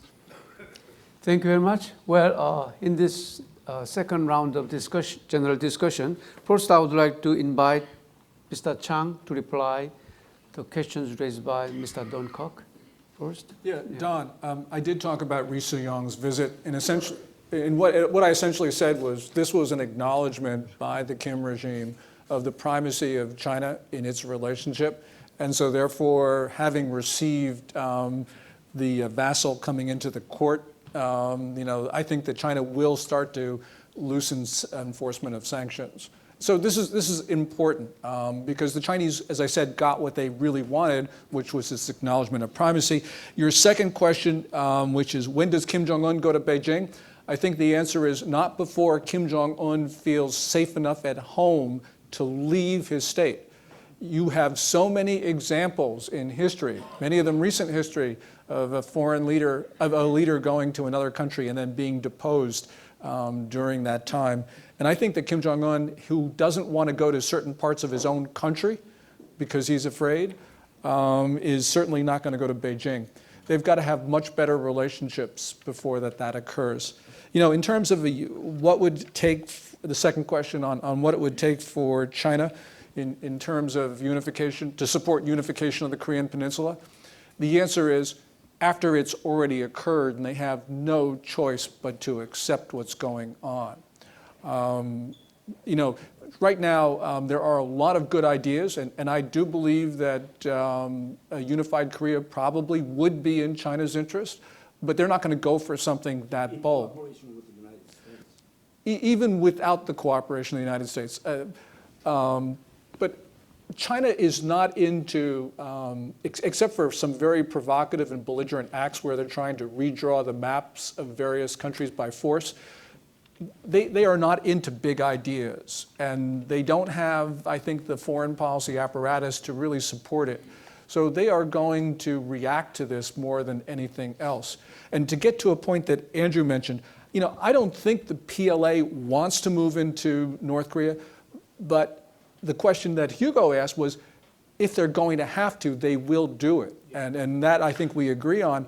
And the other question, the other point on this is buffer zone. I think the Chinese will insist for some period of time a zone in the northern part of North Korea where you do have Chinese troops and you don't have North Korean ones, because I think they do want to seal that border off in a more effective way. I don't know if that's a permanent solution, but this border, remember, between China and North Korea has changed hundreds of miles in directions over hundreds of years. And so who's to say that the Yalu and the Tumen rivers are going to be the permanent border between these two states? In terms of collaboration, yeah, collaboration would sort of work, but the problems between China and North Korea right now are such that the North Koreans are not in a mood to actually treat foreign investors well. Ask Orascom, the Egyptian telecom provider. It's just sort of like the people may want to invest in North Korea and may want to have these collaborative deals, but the North Koreans need a new mindset. And now, I know that very small Chinese traders can make a lot of money in North Korea, but that's because they fly under the radar. When you're talking about are these big collaborative projects like special economic zones, those have been announced so many times by the North Korean regime and they've all failed, largely because in the minds of the North Koreans, it's just not fair to have this collaboration. So it's a nice idea, but I really wish it would work because it is a way forward for peace, but not until the North Koreans change the way they view the world. And they're not going to change that view until you have somebody else other than the last name of Kim running the place. It wasn't the North that shut down Daesung, Russell. It was the South. Okay, now first I would like to invite Mr. Durand to reply to the question raised by Professor Yu on Japan's role. What can Japan do? At this point, again, I see there are some realities we have to deal with. And the first thing when I heard your question, I immediately thought of Masayoshi Son of SoftBank, who is already trying to work with the Chinese, the South Koreans on a very large scale power development in covering Northeast Asia. He is a visionary. He sees that this is a good project, but as Gordon just mentioned, North Korea remains an obstacle to this, and it is going to require a change in thinking on their part. The Japanese government obviously is very concerned about the abduction issue, and that remains just another sticking point in its relationships with North Korea. I don't. Similar to the cooperation with South Korea, I just see a lot of impediments at this point toward getting any broad cooperation or any significant deals that are going to change things. Thank you. Now, Dr. Scobell, do you have something to reply? Yeah, very, very quickly. I don't. I think Dr. Kim and Dr. Song would be much have some good ideas to answer your question about how to achieve denuclearization, or to have a realistic goals for the effort to somehow deal with the North Korean nuclear problem. But I just want to make one quick comment about China's Chinese thinking. I think we need to try and be very clear about what the Chinese position is, and we can debate about what it is, but my belief on the Chinese position on the collapse of North Korea, Chinese position on Korean unification is in principle they're in favor of both. They don't need to be persuaded that no more North Korea it would be a great thing. They don't need to be persuaded that Korean unification would be a boon for China, and again make that North Korean headache go away. But the big challenge for China, the big worry for China is how do you get there, right? It's the process.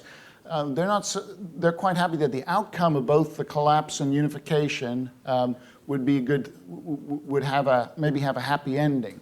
But they're worried, just like will Game of Thrones have a happy ending? Maybe not. But as you can see from the history of the Korean Peninsula, China's relationship with it. Lots of other things that it's the means by which you get to that happy ending can be very, very tumultuous and destabilizing, and that is what worries China, and that's why what I think you have on the Chinese side is policy inertia. not because they don't want a better policy. It's because they can't think of a better policy because they're very worried about what Chinese changes, what changes on the peninsula would mean in terms of destabilizing the situation.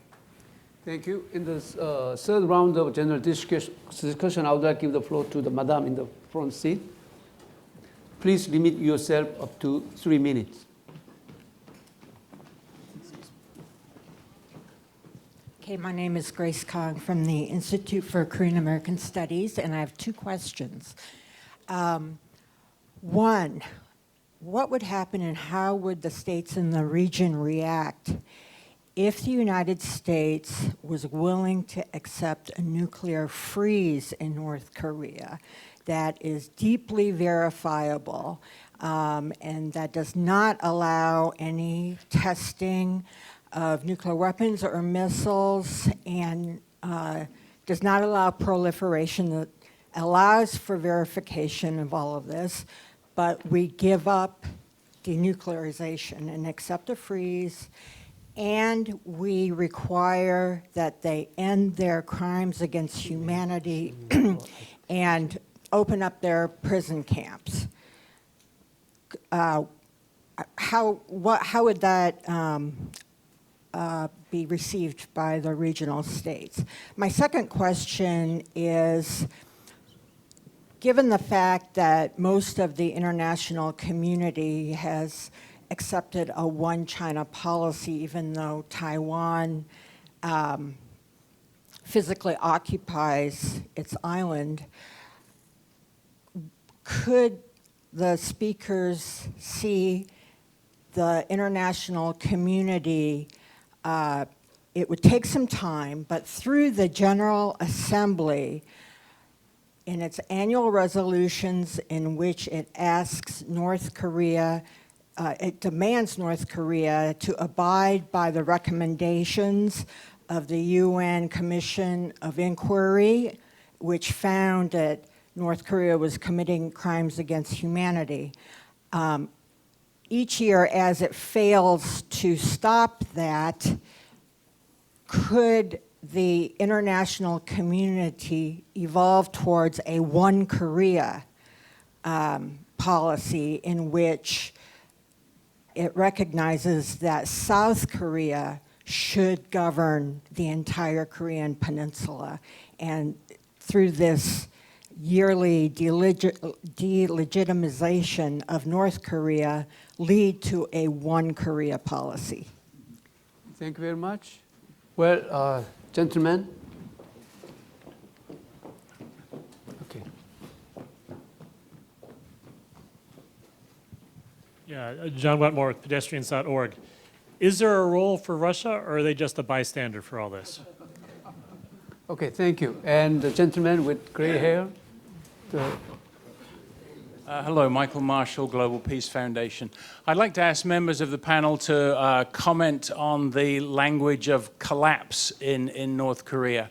When I hear collapse, I think of Zimbabwe, which is a basket case on a whole range of indicators, and yet the Mugabe regime persists. To me, the language of collapse suggests after the collapse there's a power vacuum. I find that highly unlikely in North Korea.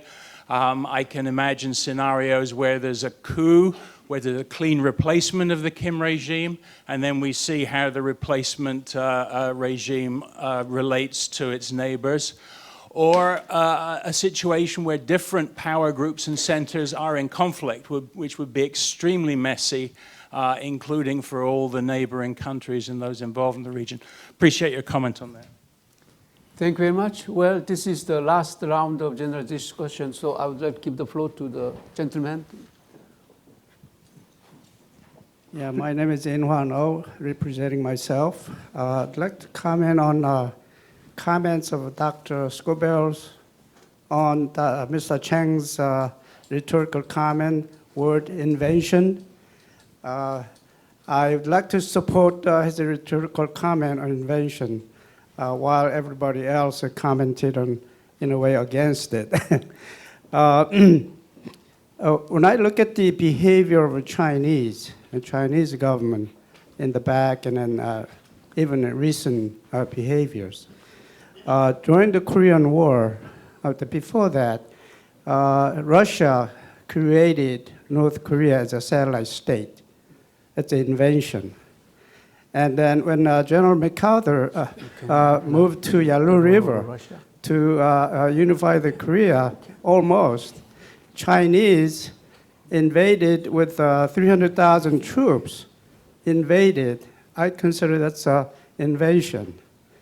Another recent instance is that the Chinese created airfield in South China Sea, small island, Rock Island, right? And then they built the radar systems.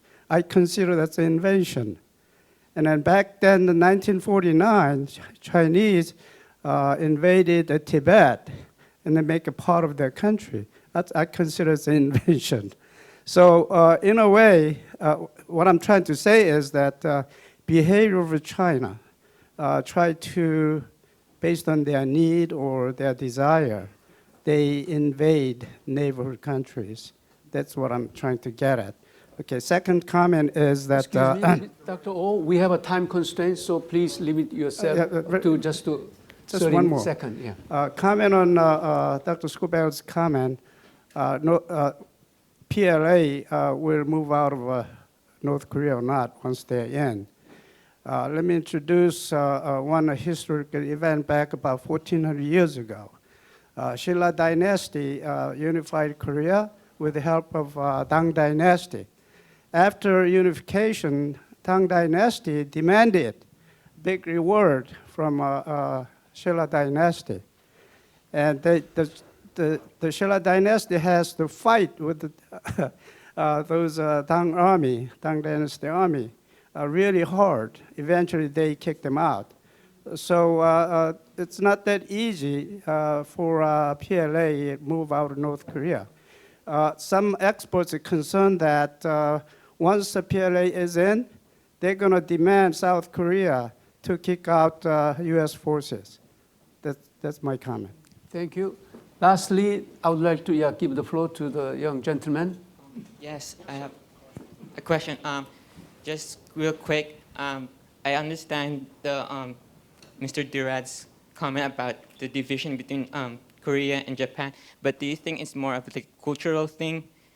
Like, should the United States invest more on bringing Korea and Japan together, like how United States did with the comfort women, and also with Mr. Chang?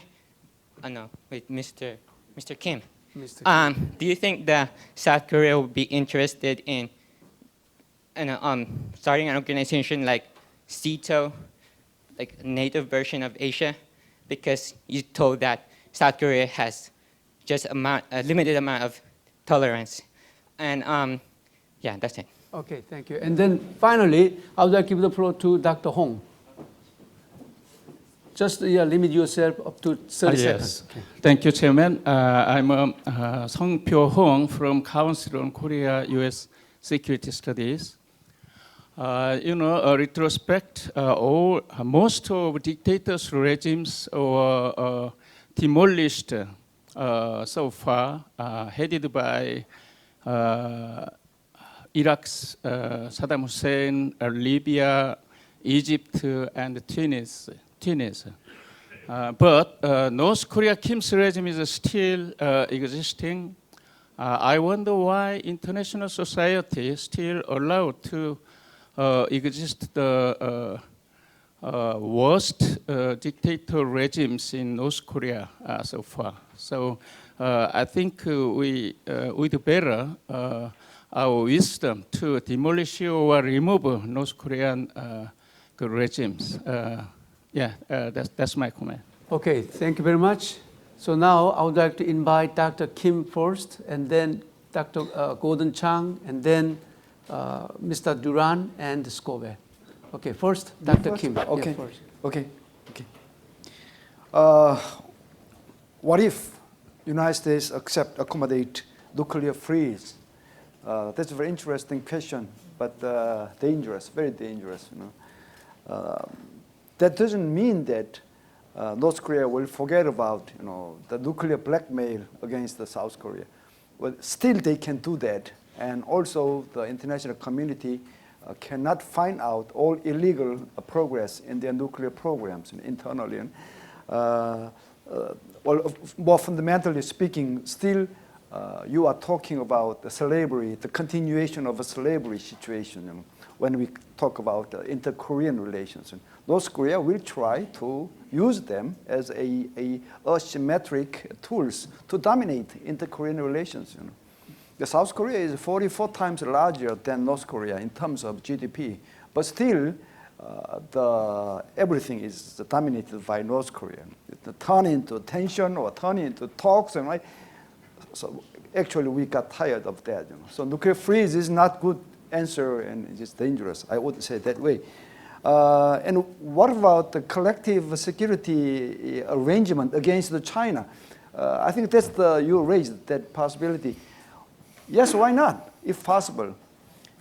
If we need, we have to think about suggesting that kind of possibility as a diplomatic card to make China succumb to the international demand, So I know the possibility or the feasibility is not really high, but we have to think about that, if we really want to denuclearize North Korea. Thank you very much. Now, Mr. Gordon Chang. On the question of Russia, which is absolutely fascinating, Russia has been absent from the discussions of North Korea for quite some time. But you got to remember that Vladimir Putin was in Beijing on Saturday, and we see the forming of an endurable partnership, or at least on a transactional one. And we also saw within this last month Chinese and Russian vessels sortying very close to Japanese waters, obviously in coordination with each other. So I think that Vladimir Putin's got his hands full with Eastern Ukraine and with other things, but he does not want the Chinese to completely dominate the Siberian landmass, which looks like they're doing. And so I believe that essentially Putin will work with the Chinese in connection with North Korea to the extent that the Chinese will allow him. And the Chinese will want that because they will want to have, they don't want it to be just a China operation. They want to have some sort of patina of international cooperation, coalition of the willing. It might be a small coalition, but nonetheless the Chinese will want it, and so they will give a role to Vladimir Putin in North Korea. A small role, but nonetheless Putin will be there as well. Okay, next I would like to invite, Sure. Two Mr. questions. Durand. The first was, what would Japan's role be in a one Korea policy?